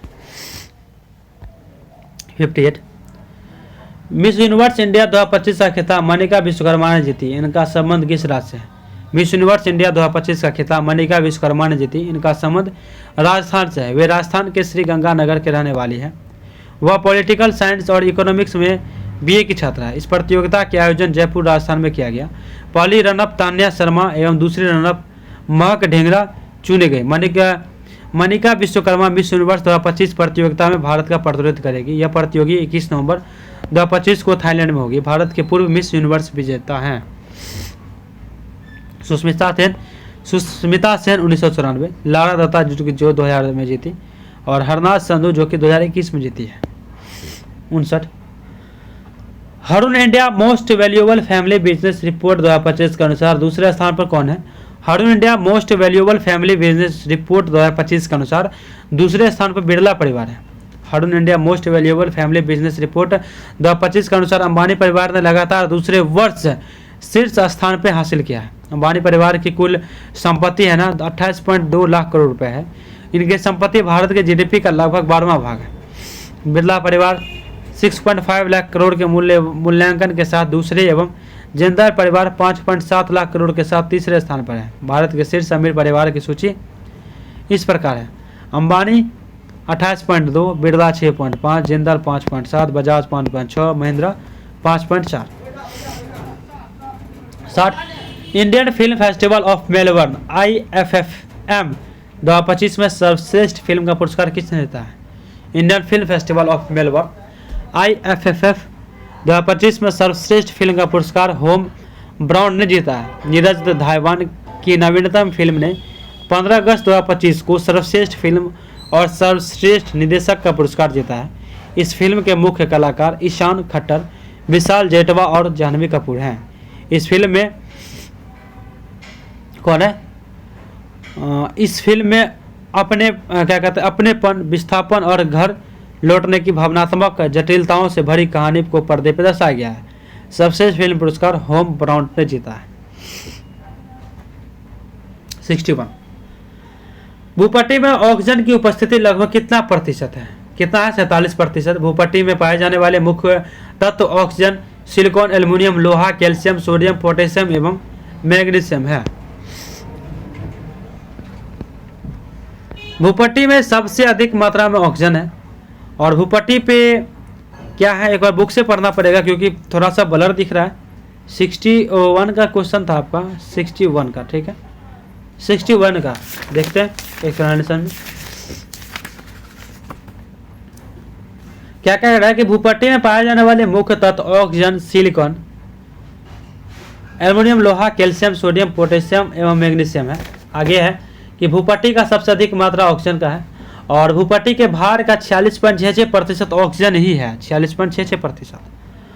भूपट्टी का भार 27.72 है, ठीक है। और सिलिकॉन उपधातु एक मेटोलाइट है, सिलिकॉन उपधातु है। भूपट्टी का भार का 8.13% एल्युमिनियम है, 8.13%। और भूपट्टी के भार का 5% क्या है? तो लोहा है। आगे है 62 नंबर क्वेश्चन, थोड़ा सा ब्लर ये भी है।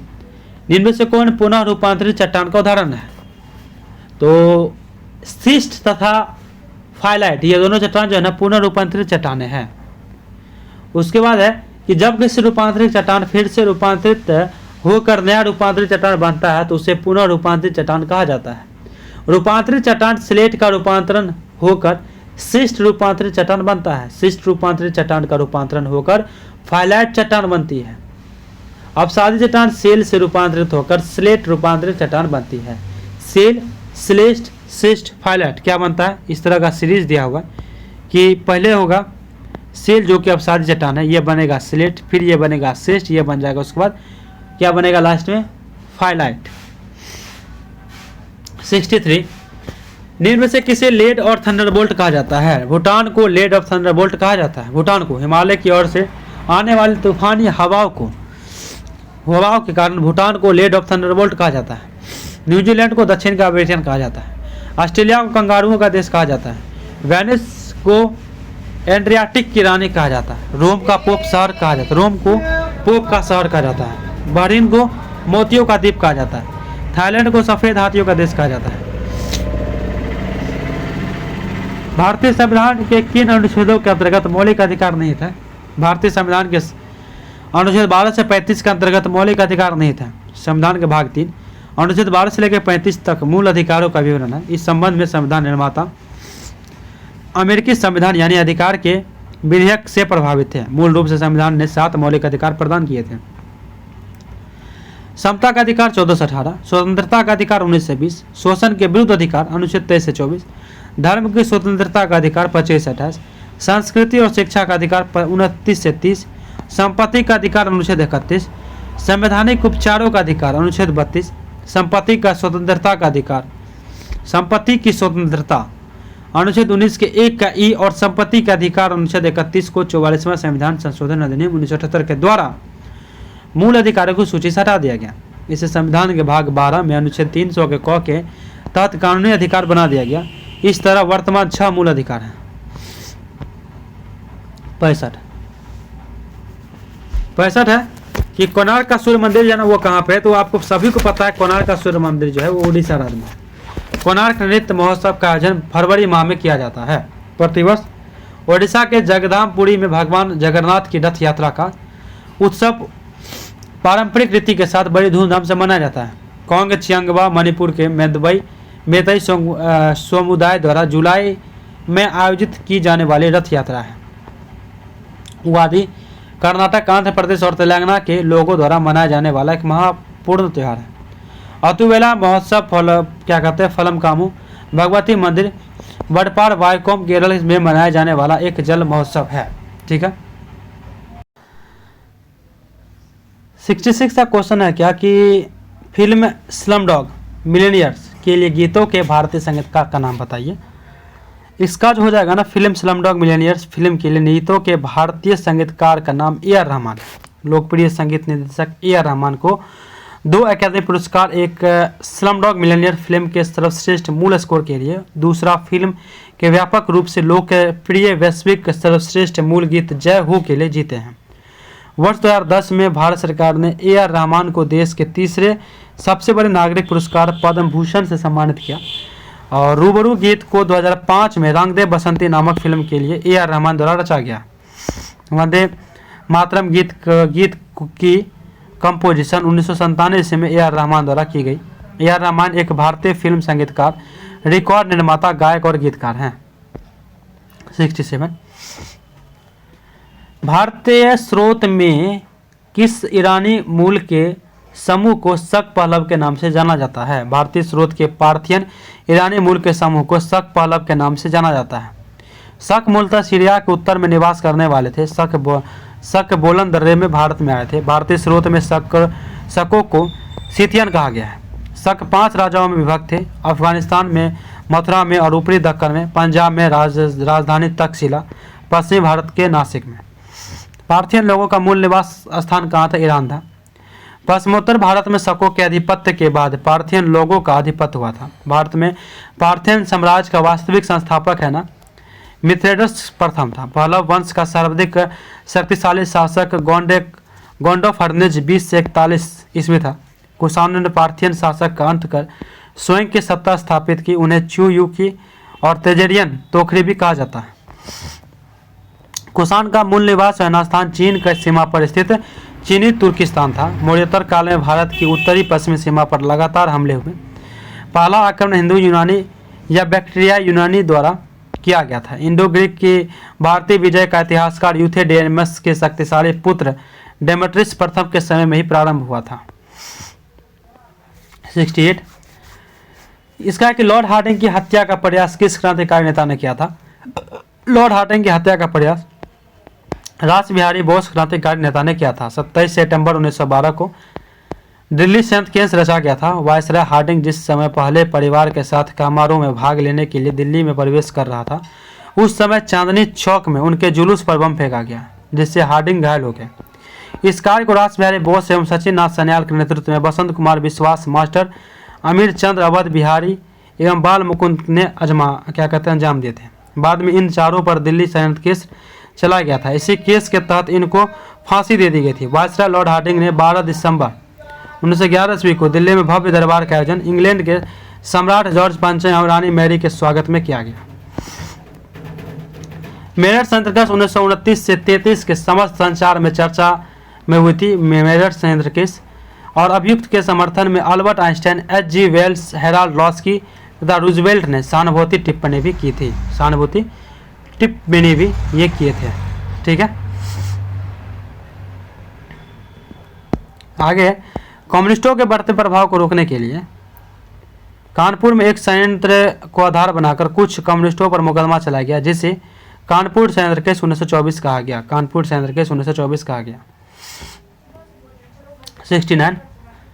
69 है क्या, जो लॉर्ड हार्डिंग की हत्या का प्रयास किस क्रांतिकारी नेता ने किया था?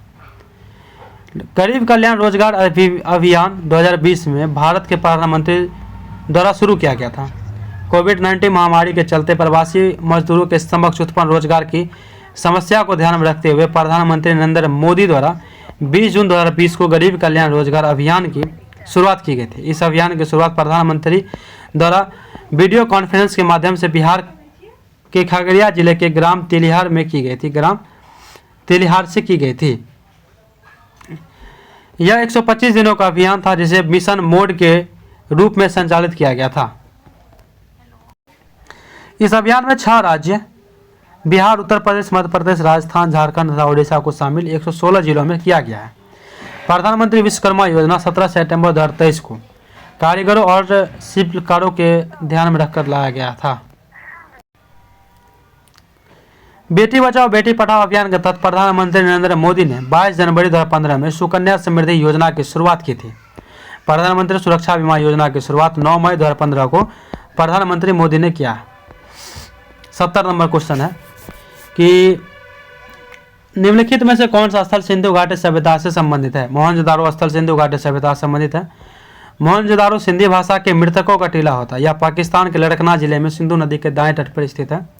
सर्वप्रथम इसकी खोज जो है राखाल दास बनर्जी ने 1922 में की थी।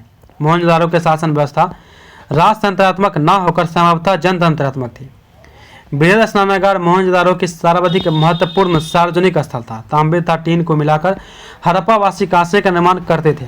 मोहनजोदारो से एक नर्तकी के कांस्य की मूर्ति मिली है जो द्रव्य मोम विधि से बनी है। अजंता महाराष्ट्र में छत्रपति संभाजी नगर के निकट चट्टानों को काटकर निर्मित की गई गुफाओं का श्रृंखला है। 71 मैथ क्वेश्चन है कि एक स्कूल बैग और एक जूते के मूल्य 11:9 के अनुपात में है। स्कूल बैग का मूल्य जूते के मूल्य से 450 रुपये अधिक है। जूते का मूल्य कितना होगा? जूते का मूल्य कितना होगा? तो यहाँ पे x का वैल्यू इस तरह से हम निकाल लेंगे क्योंकि 2x वैल्यू दिया हुआ है, यानी 2x का अंतर है तो 2x वैल्यू है 450, तो x का निकाल लेंगे। जूता का मूल्य इस तरह से निकाल लेंगे, x वैल्यू जब निकल गया 72।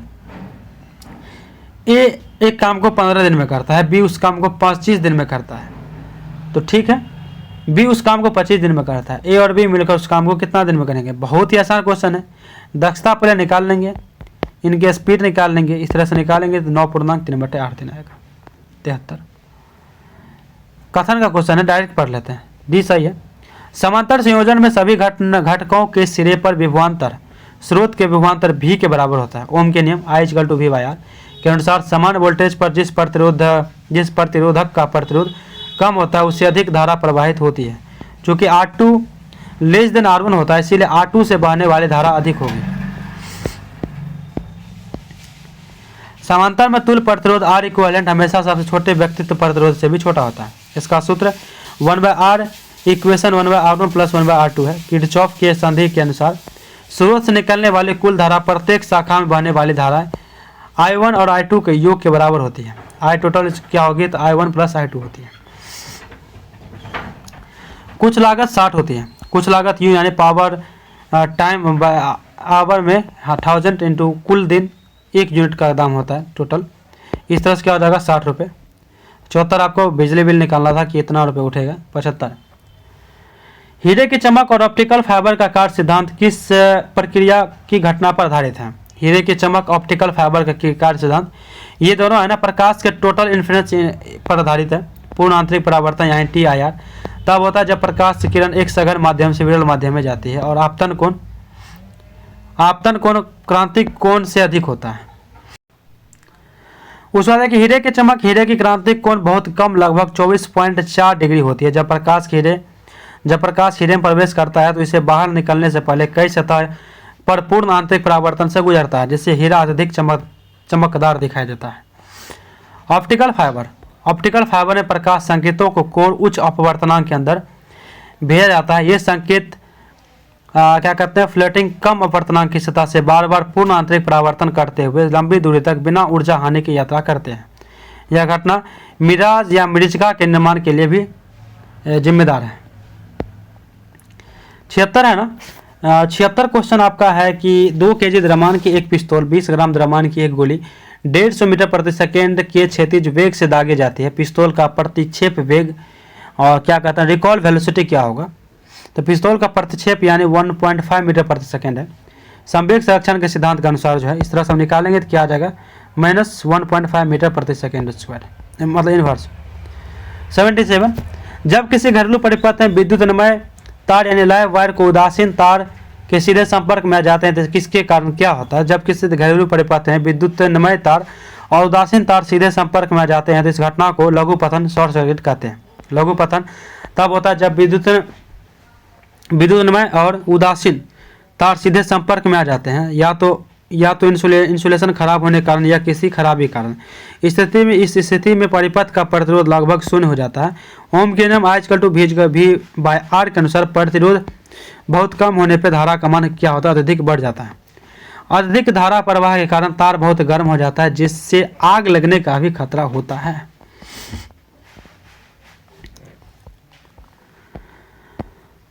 अति भारण ओवरलोडिंग तब होता है जब एक ही सर्किट में बहुत सारे उपकरण जोड़ दिए जाते हैं जिससे परिपथ में उसकी क्षमता से अधिक धारा प्रवाहित होने लगती है। 78 क्वेश्चन कहता है कि मेलबोर्न भारतीय फिल्म महोत्सव 2025 में सर्वश्रेष्ठ अभिनेता का पुरस्कार किसने जीता है?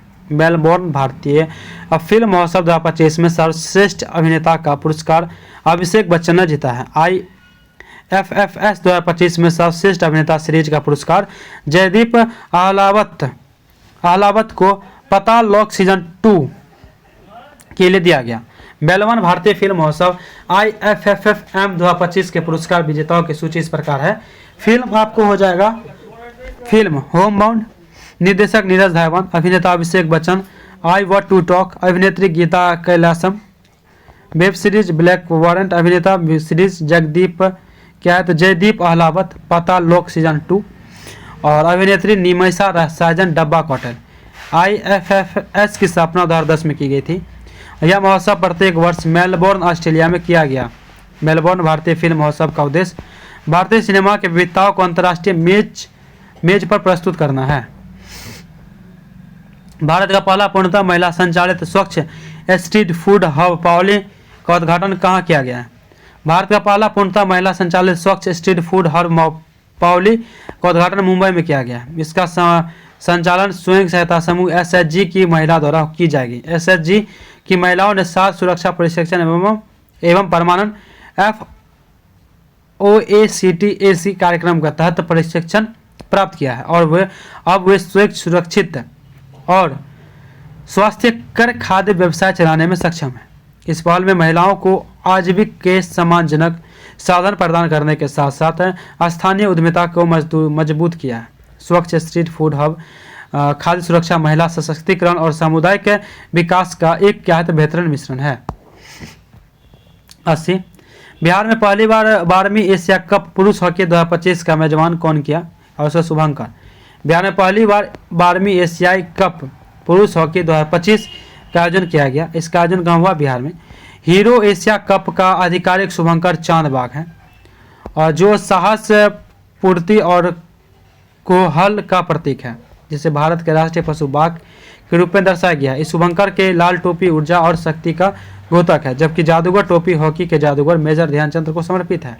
29 अगस्त से 7 सितंबर 2025 तक 12वीं एशिया कप का आयोजन राजगीर यानी बिहार अंतर्राष्ट्रीय हॉकी स्टेडियम में किया गया। हीरो एशिया कप के इस 12वें संस्करण में भाग लेने वाले 8 देश हैं जिन्हें A और B नाम में रखा गया है। A और B यानी भारत, चीन, ताइपे, चीन, मलेशिया, जापान, दक्षिण कोरिया, कजाकिस्तान, बांग्लादेश। ठीक है। हीरो एशिया कप दक्षिण कोरिया ने सर्वाधिक 5 बार, पाकिस्तान ने 3 बार हॉकी एशिया कप का खिताब जीता है। हीरो एशिया कप में भारतीय पुरुष टीम ने दक्षिण कोरिया को 4-1 से हराया। वर्तमान में हॉकी इंडिया के अध्यक्ष दिलीप तिर्की है। भारतीय हॉकी टीम के कप्तान हरमनप्रीत सिंह है। अफगानिस्तान किस देश के साथ सबसे लंबी अंतर्राष्ट्रीय सीमा रखता है? अफगानिस्तान पाकिस्तान देश के साथ सबसे लंबी अंतर्राष्ट्रीय सीमा रखता है। अफगानिस्तान के उत्तर में तुर्कमेनिस्तान, उज्बेकिस्तान तथा तजाकिस्तान, दक्षिण पूर्व में पाकिस्तान, पूर्व में भारत पीओके से तथा पश्चिम में ईरान के साथ अंतर्राष्ट्रीय सीमा साझा करता है। ईरान पश्चिम एशिया का सर्वाधिक शिया बहुल जनसंख्या वाला देश है। एशिया का हृदय स्थल अफगानिस्तान को कहा जाता है। चीन में साम्यवादी गणराज्य की स्थापना 1 अक्टूबर 1949 को हुआ था। यह जनसंख्या की दृष्टि से प्रथम एवं क्षेत्रफल की दृष्टि से विश्व में तीसरा स्थान रखता है। बक्सर युद्ध के समय अंग्रेजी सेनापति कौन था? बक्सर युद्ध के समय अंग्रेजी सेना का प्रधान सेनापति मुनरो था। बक्सर युद्ध जो कि 22 अक्टूबर 1764 ईस्वी को हुआ था, अंग्रेज एवं संयुक्त सेना मीर कासिम प्लस शुजा-उद-दौला शाह आलम द्वितीय के बीच हुआ था, जिसमें संयुक्त सेना की पराजय हुई थी। बक्सर युद्ध में अंग्रेजों के विजय के बाद भारत ने वास्तविक रूप से ब्रिटिश प्रभुत्ता स्थापित की। बक्सर युद्ध में पराजय के बाद शाह आलम द्वितीय तथा शुजा-उद-दौला ने अंग्रेजों के समक्ष आत्मसमर्पण कर दिया। बक्सर युद्ध के बाद क्लाइव ने मुगल सम्राट शाह आलम द्वितीय एवं अवध के नवाब शुजा-उद-दौला के साथ इलाहाबाद की दो अलग अलग संधियां की। इलाहाबाद की प्रथम संधि जो कि 12 अगस्त 1765 ईस्वी के हुआ था, मुगल सम्राट ने बंगाल, बिहार, उड़ीसा के दीवाने अंग्रेजों को सौंप दी। मुगल बादशाह को अवध राज्य से लेकर इलाहाबाद का बड़ा क्षेत्र दे दी गई और 26 लाख रुपए वार्षिक पेंशन देने की घोषणा की गई। इलाहाबाद की द्वितीय संधि जो कि 16 अगस्त 1765 ईस्वी के तहत कंपनी को अवध से 50 लाख रुपए तथा चुनार का दुर्ग प्राप्त हुआ था। बक्सर के युद्ध के बाद क्लाइव पुनः ब्रिटिश गवर्नर बनकर भारत आया था। 83 पार्क अभ्यारण्य और जनपद के निम्नलिखित में से कौन सा जोड़ा सही है? पार्क अभ्यारण्य और जनपद के कैमूर बक्सर जोड़ा सही नहीं है। कैमूर अभ्यारण्य कैमूर जिले में सोन नदी किनारे अवस्थित है। कैमूर अभ्यारण्य 1342 वर्ग किलोमीटर क्षेत्रफल में फैला हुआ है। भीमबांध वन्यजीव अभ्यारण्य की स्थापना 1976 ईस्वी में हुई थी और यह 681.99 वर्ग किलोमीटर क्षेत्र में विस्तृत है।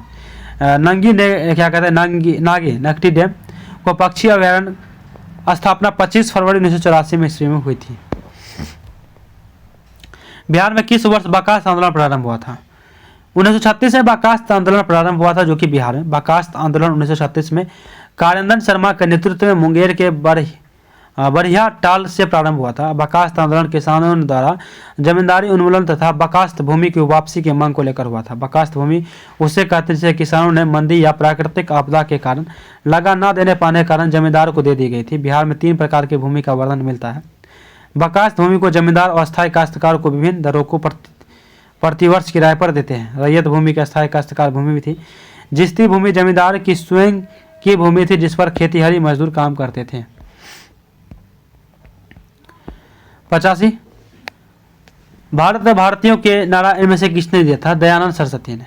एनी बेसेंट ने कहा कि दयानंद सरस्वती प्रथम भारतीय व्यक्ति थे जिन्होंने कहा कि भारत भारतीयों के लिए है। दयानंद सरस्वती पहले व्यक्ति थे जिन्होंने स्वराज शब्द का प्रयोग किया।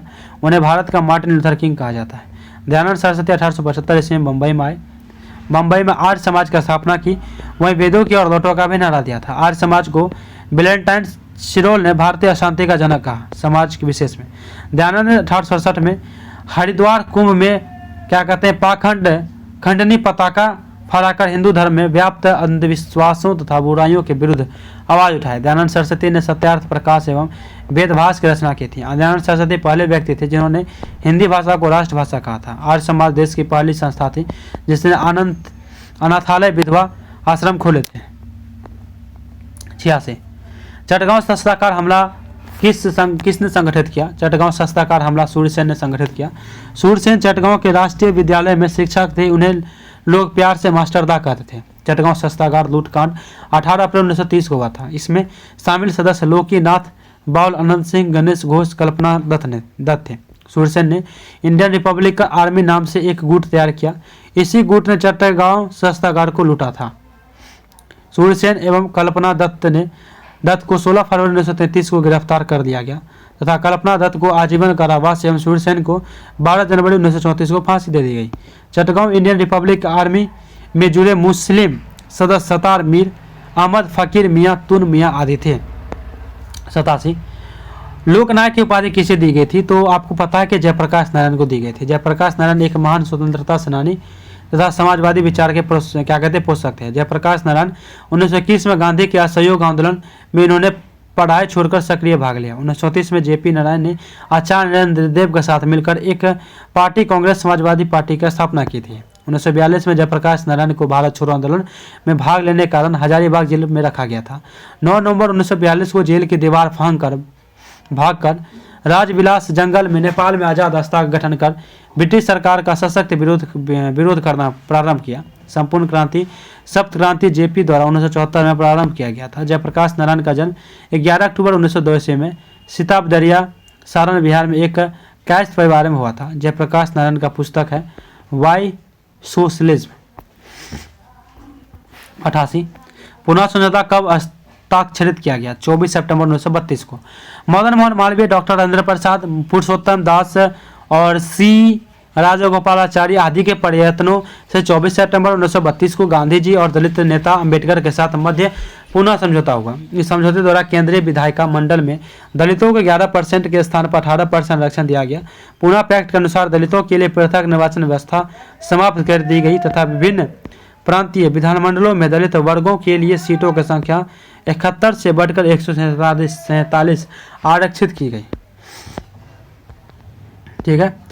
पुनः समझौता के अंतर्गत दलित वर्गों के लिए पृथक निर्वाचन मंडल समाप्त कर दिया गया तथा व्यवस्थापिका सभा में अछूतों के स्थान पर हिंदू वर्ग के अंतर्गत ही सुरक्षित रखे गए।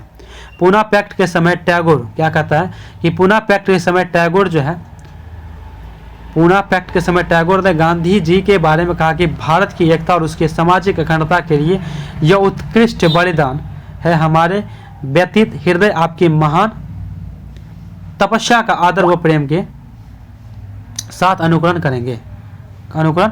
करेंगे। आगे आपका कि द्वितीय गोलमेज सम्मेलन में दलितों के प्रश्न पर गांधी जी सम्मेलन के बीच में ही छोड़कर वापस आ गए और 16 अगस्त 1932 को प्रधानमंत्री रैमजे मैकडोनाल्ड ने कम्युनल अवार्ड की घोषणा की थी। गांधी जी हिंदुओं को बांटने के अंग्रेजी की इस नीति का तीव्र विरोध किए। पुणे के यरवदा जेल में गांधी जी ने हिंदू दलितों को बांटने के विरुद्ध में आमरण अनशन करने का भी निश्चय किया था। 89 नंबर है क्वेश्चन कि तृतीय बौद्ध सभा का सभापतित्व किया था। तृतीय बौद्ध सभापति का सभापतित्व किसने किया था? तो मोगलीपुत्र तीस द्वारा किया गया था। तृतीय बौद्ध सभा का आयोजन लगभग 250 ईसा पूर्व में पाटलिपुत्र में अशोक के शासनकाल में हुआ था। बौद्ध धर्म के 4 बौद्ध संगति का आयोजन इस क्रमशः इस प्रकार हुआ था। संगति प्रथम, द्वितीय, तृतीय, चतुर्थ। तो स्थान है ना, प्रथम का स्थान आपको प्रथम हुआ था राजगिरी सप्तकर्णी गुफा में 483 ईसा पूर्व में अजातशत्रु के शासनकाल में। इस समय अध्यक्ष कौन थे? तो इस समय अध्यक्ष आपको थे थोड़ा सा जूम इन कर लेते हैं। ठीक है। महाकश्यप अध्यक्ष थे। कार्य क्या हुआ था? तो बुद्ध के उपदेश को सूत पिटक में तथा संघ के आचरण की विनय पिटक में अलग अलग संकलित किया गया।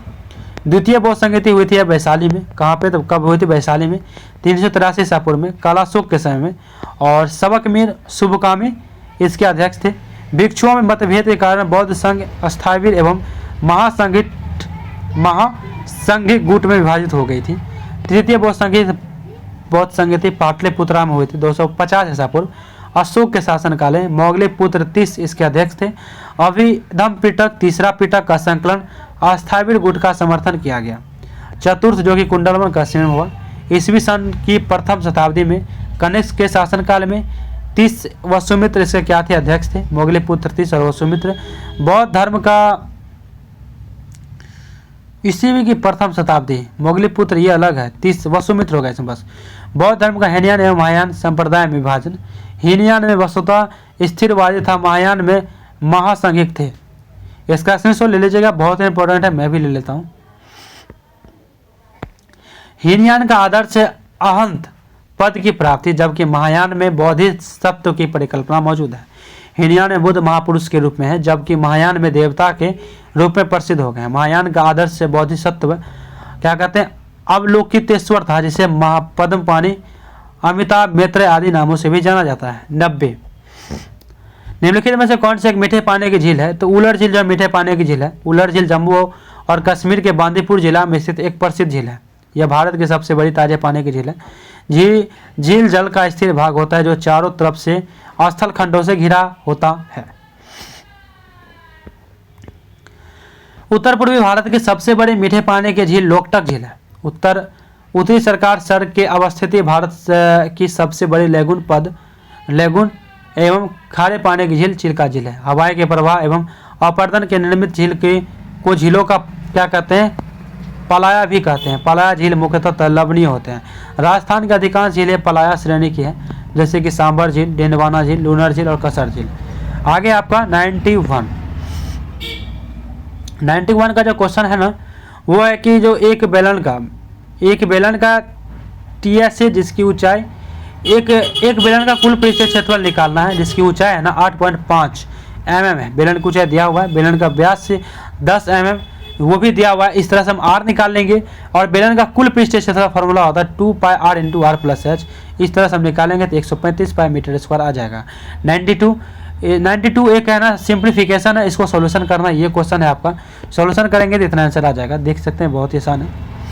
93 प्लस 3.5 डायोप्टर माइनस 2.5 डायोप्टर क्षमता वाले दो पतले लेंसों को संपर्क में रखा गया है। संयोजन की क्षमता और फोकस दूरी लेंथ क्या है? तो जब लेंस को संपर्क में रखा जाता है तो उनकी कुल क्षमता उनकी व्यक्तिगत क्षमताओं का बीजगणितीय योग P=P1 प्लस P2 हो जाएगा। और लेंस की क्षमता डायोप्टर में उसकी फोकस दूरी मीटर में व्युत्क्रम होती है। इस तरह से क्या हो जाएगा 1 मीटर। लेंस की क्षमता धनात्मक है, इसीलिए संयोजन एक उत्तल लेंस की तरह व्यवहार करेगा। 94 क्योटो प्रोटोकॉल के संदर्भ में निम्नलिखित में से कौन सा कथन सही नहीं है? क्योटो प्रोटोकॉल के संदर्भ में कथन सही नहीं है कि यह मुख्य रूप से ओजोन परत के क्षरण के लिए जिम्मेदार पदार्थों पर केंद्रित है। यह मुख्य रूप से मॉन्ट्रियल प्रोटोकॉल है जो ओजोन क्षरण पर केंद्रित है, ना कि क्योटो प्रोटोकॉल।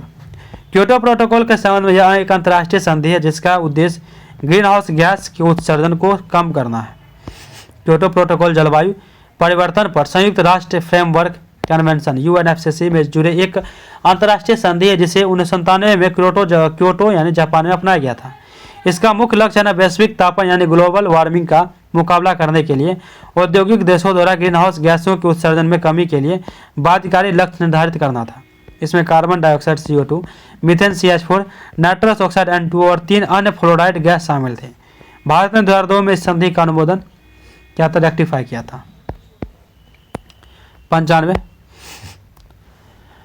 एक स्थलीय पारिस्थितिकी तंत्र में ऊर्जा का पिरामिड कैसा होता है? तो हमेशा सीधा होता है, आपको पता ही है, बहुत बार पढ़ चुके हैं। ऊर्जा का पिरामिड एक पोस्तीय स्तर से अगले तक ऊर्जा के स्थानांतरण की मात्रा को दर्शाता है।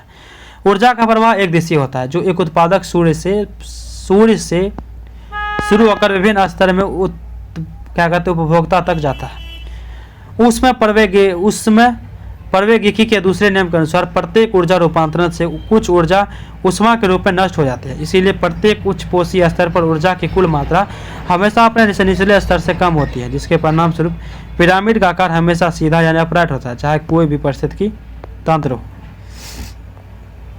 96 निम्नलिखित में से कौन सा एक जैव उर्वरक का उदाहरण नहीं है?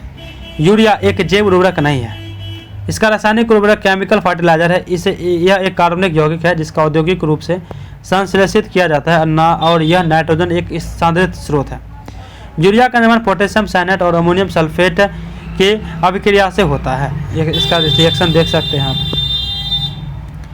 जैव उर्वरक यानी बायो फर्टिलाइजर जैसे जीव आमतौर पर सूक्ष्म जीव होते हैं जो मिट्टी के पोषक गुणवत्ता को बढ़ाते हैं। राइबोसोम, एजोक्टोबैक्टर और नील हरित शैवाल सभी जैव उर्वरक हैं।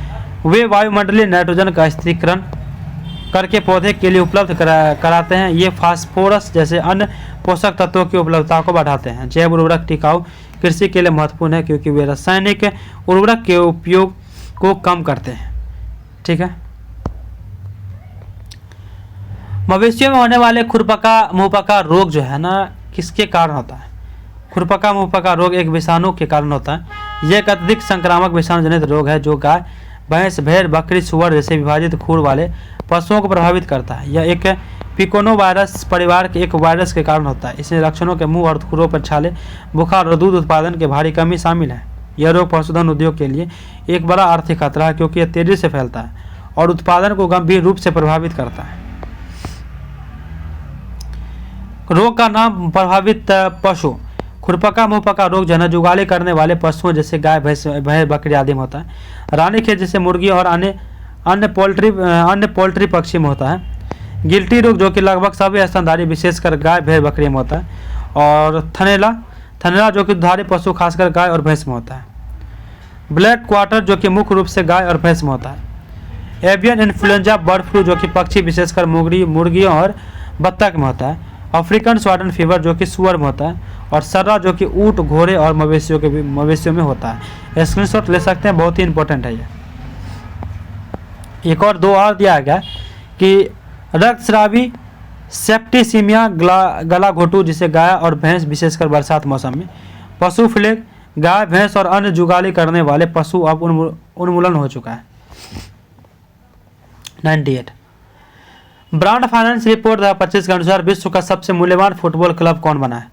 ब्रांड फाइनेंस रिपोर्ट 2025 के अनुसार विश्व का सबसे मूल्यवान फुटबॉल क्लब जो है ना रियल मैड्रिड बना है। वर्ष 2025 में रियल मैड्रिड को 1.921 बिलियन ब्रांड कीमत और 94.9 का लगभग पूर्ण ब्रांड शक्ति स्कोर प्राप्त हुआ है। रियल मैड्रिड को लगातार चौथे वर्ष के विश्व के सबसे मूल्यवान फुटबॉल क्लब घोषित किया गया। रियल मैड्रिड का ब्रांड मूल्य में 14% की वृद्धि हुई है तथा उसे AAA+ ब्रांड रेटिंग भी प्राप्त हुई है। रियल मैड्रिड का पूरा नाम real Madrid club D football है। इसकी स्थापना 6 मार्च 1902 ईस्वी को मैड्रिड स्पेन में हुई थी। वर्ष 2024 में विश्व के शीर्ष 5 फुटबॉल क्लब का ब्रांड मूल्य जो है इस प्रकार है। आपका एक है क्या, जो फुटबॉल क्लब का मान और ब्रांड मूल्य यानी बिलियनर में Real Madrid 1.92, FC Barcelona 1.7, Manchester City 1.4, Liverpool 1.4, Paris Saint Germain 1.4। 99 number 14 से 18 अगस्त 2025 तक भारत और किस देश के बीच अभ्यास सिलेनेक्स 2025 का आयोजन किया जा रहा है? 14 से 18 अगस्त 2025 तक भारत और श्रीलंका के बीच अभ्यास सिलेनेक्स 2025 का आयोजन किया गया है। 14 अगस्त को सिलेनेक्स 2025 का आयोजन कोलंबो श्रीलंका में शुरू हुआ। भारत संस्करण में इस अभ्यास में भारतीय नौसेना के जहाज INS ज्योति और INS राणा ने भाग लिया। इस अभ्यास का आयोजन बारी से भारत और श्रीलंका में किया गया। 14 से 16 अगस्त 2025 तक अभ्यास 2 चरणों में आयोजित किया गया, जिसमें जो है पहला चरण कोलंबो में हार्वर्ड चरण के साथ शुरू हुआ। 17 से 18 अगस्त 2025 तक अभ्यास का दूसरा चरण आयोजित किया गया। सिलेनेक्स की स्थापना 2025 में सिलेनेक्स की स्थापना 2005 में हुई थी। सिलेनेक्स का पूर्ण रूप जो है ना श्रीलंका इंडियन नावल एक्सरसाइज है। 100 एंड लास्ट, जलवायु परिवर्तन के कारण विश्व के पहली नियोजित पलायन योजना के तहत अपनी जनसंख्या को कौन सा देश स्थानांतरित कर रहा है? अपनी जनसंख्या को कौन सा देश स्थानांतरित कर रहा है? जलवायु परिवर्तन के कारण विश्व की पहली नियोजित पलायन योजना के तहत अपनी जनसंख्या को तुवालू स्थानांतरित कर रहा है। तुवालू देश अपनी पूरी जनसंख्या को ऑस्ट्रेलिया में स्थानांतरित करने की योजना बना रहा है। यह स्थानांतरण फालो पीली यूनियन संधि 2023 के अंतर्गत होगी। यह समुद्र स्तर के बढ़ने के कारण जलवायु परिवर्तन से प्रेरित विश्व की पहली नियोजित पलायन योजना है। यह ओशनिया महाद्वीप में स्थित है। तुवालू की राजधानी कहाँ है? तो फूनाफुटी। यहाँ की मुद्राएं ऑस्ट्रेलियाई डॉलर, तुवालुअन डॉलर है। यहाँ की आधिकारिक भाषाएं तुवालुन और अंग्रेजी है। वर्तमान में तुवालू के प्रधानमंत्री फ्लेटी त्यो हैं। 100 का 100 क्वेश्चन आपके हो गए और पूरी एक्सप्लेनेशन साथ में करवाए हो। आशा करते हैं कि आपने पहले ही बना लिया होगा क्वेश्चन और उसके बाद मिला लिए होंगे और एक्सप्लेनेशन भी देख लिए होंगे। तो कितना कुछ टॉपिक का रिकॉल हो गया है, कितना कुछ टॉपिक जो आप भूल गए होंगे उसका भी रिकॉल इस क्लास के माध्यम से हो गया है। तो ऐसे ही एक क्लास चलती रहेगी। सेट नंबर 8 से लेकर सेट नंबर 30 तक अभी बची हुई है और क्राउन की भी पब्लिकेशन चल रही है। क्राउन की प्रैक्टिस सेट जैसे ही वो ख़त्म हो जाएगी उसमें 9 प्रैक्टिस सेट बची हुई है। वैसे ही आपके ये जो रुक्मणी की वॉल्यूम 2 है ये कंटिन्यू चलेगी डेली बाय डेली एक प्रैक्टिस सेट, वो भी फुल एनालिसिस के साथ। स्कोर कमेंट करके ज़रूर बताइएगा। मिलते हैं नेक्स्ट क्लास में। धन्यवाद। जय हिंद।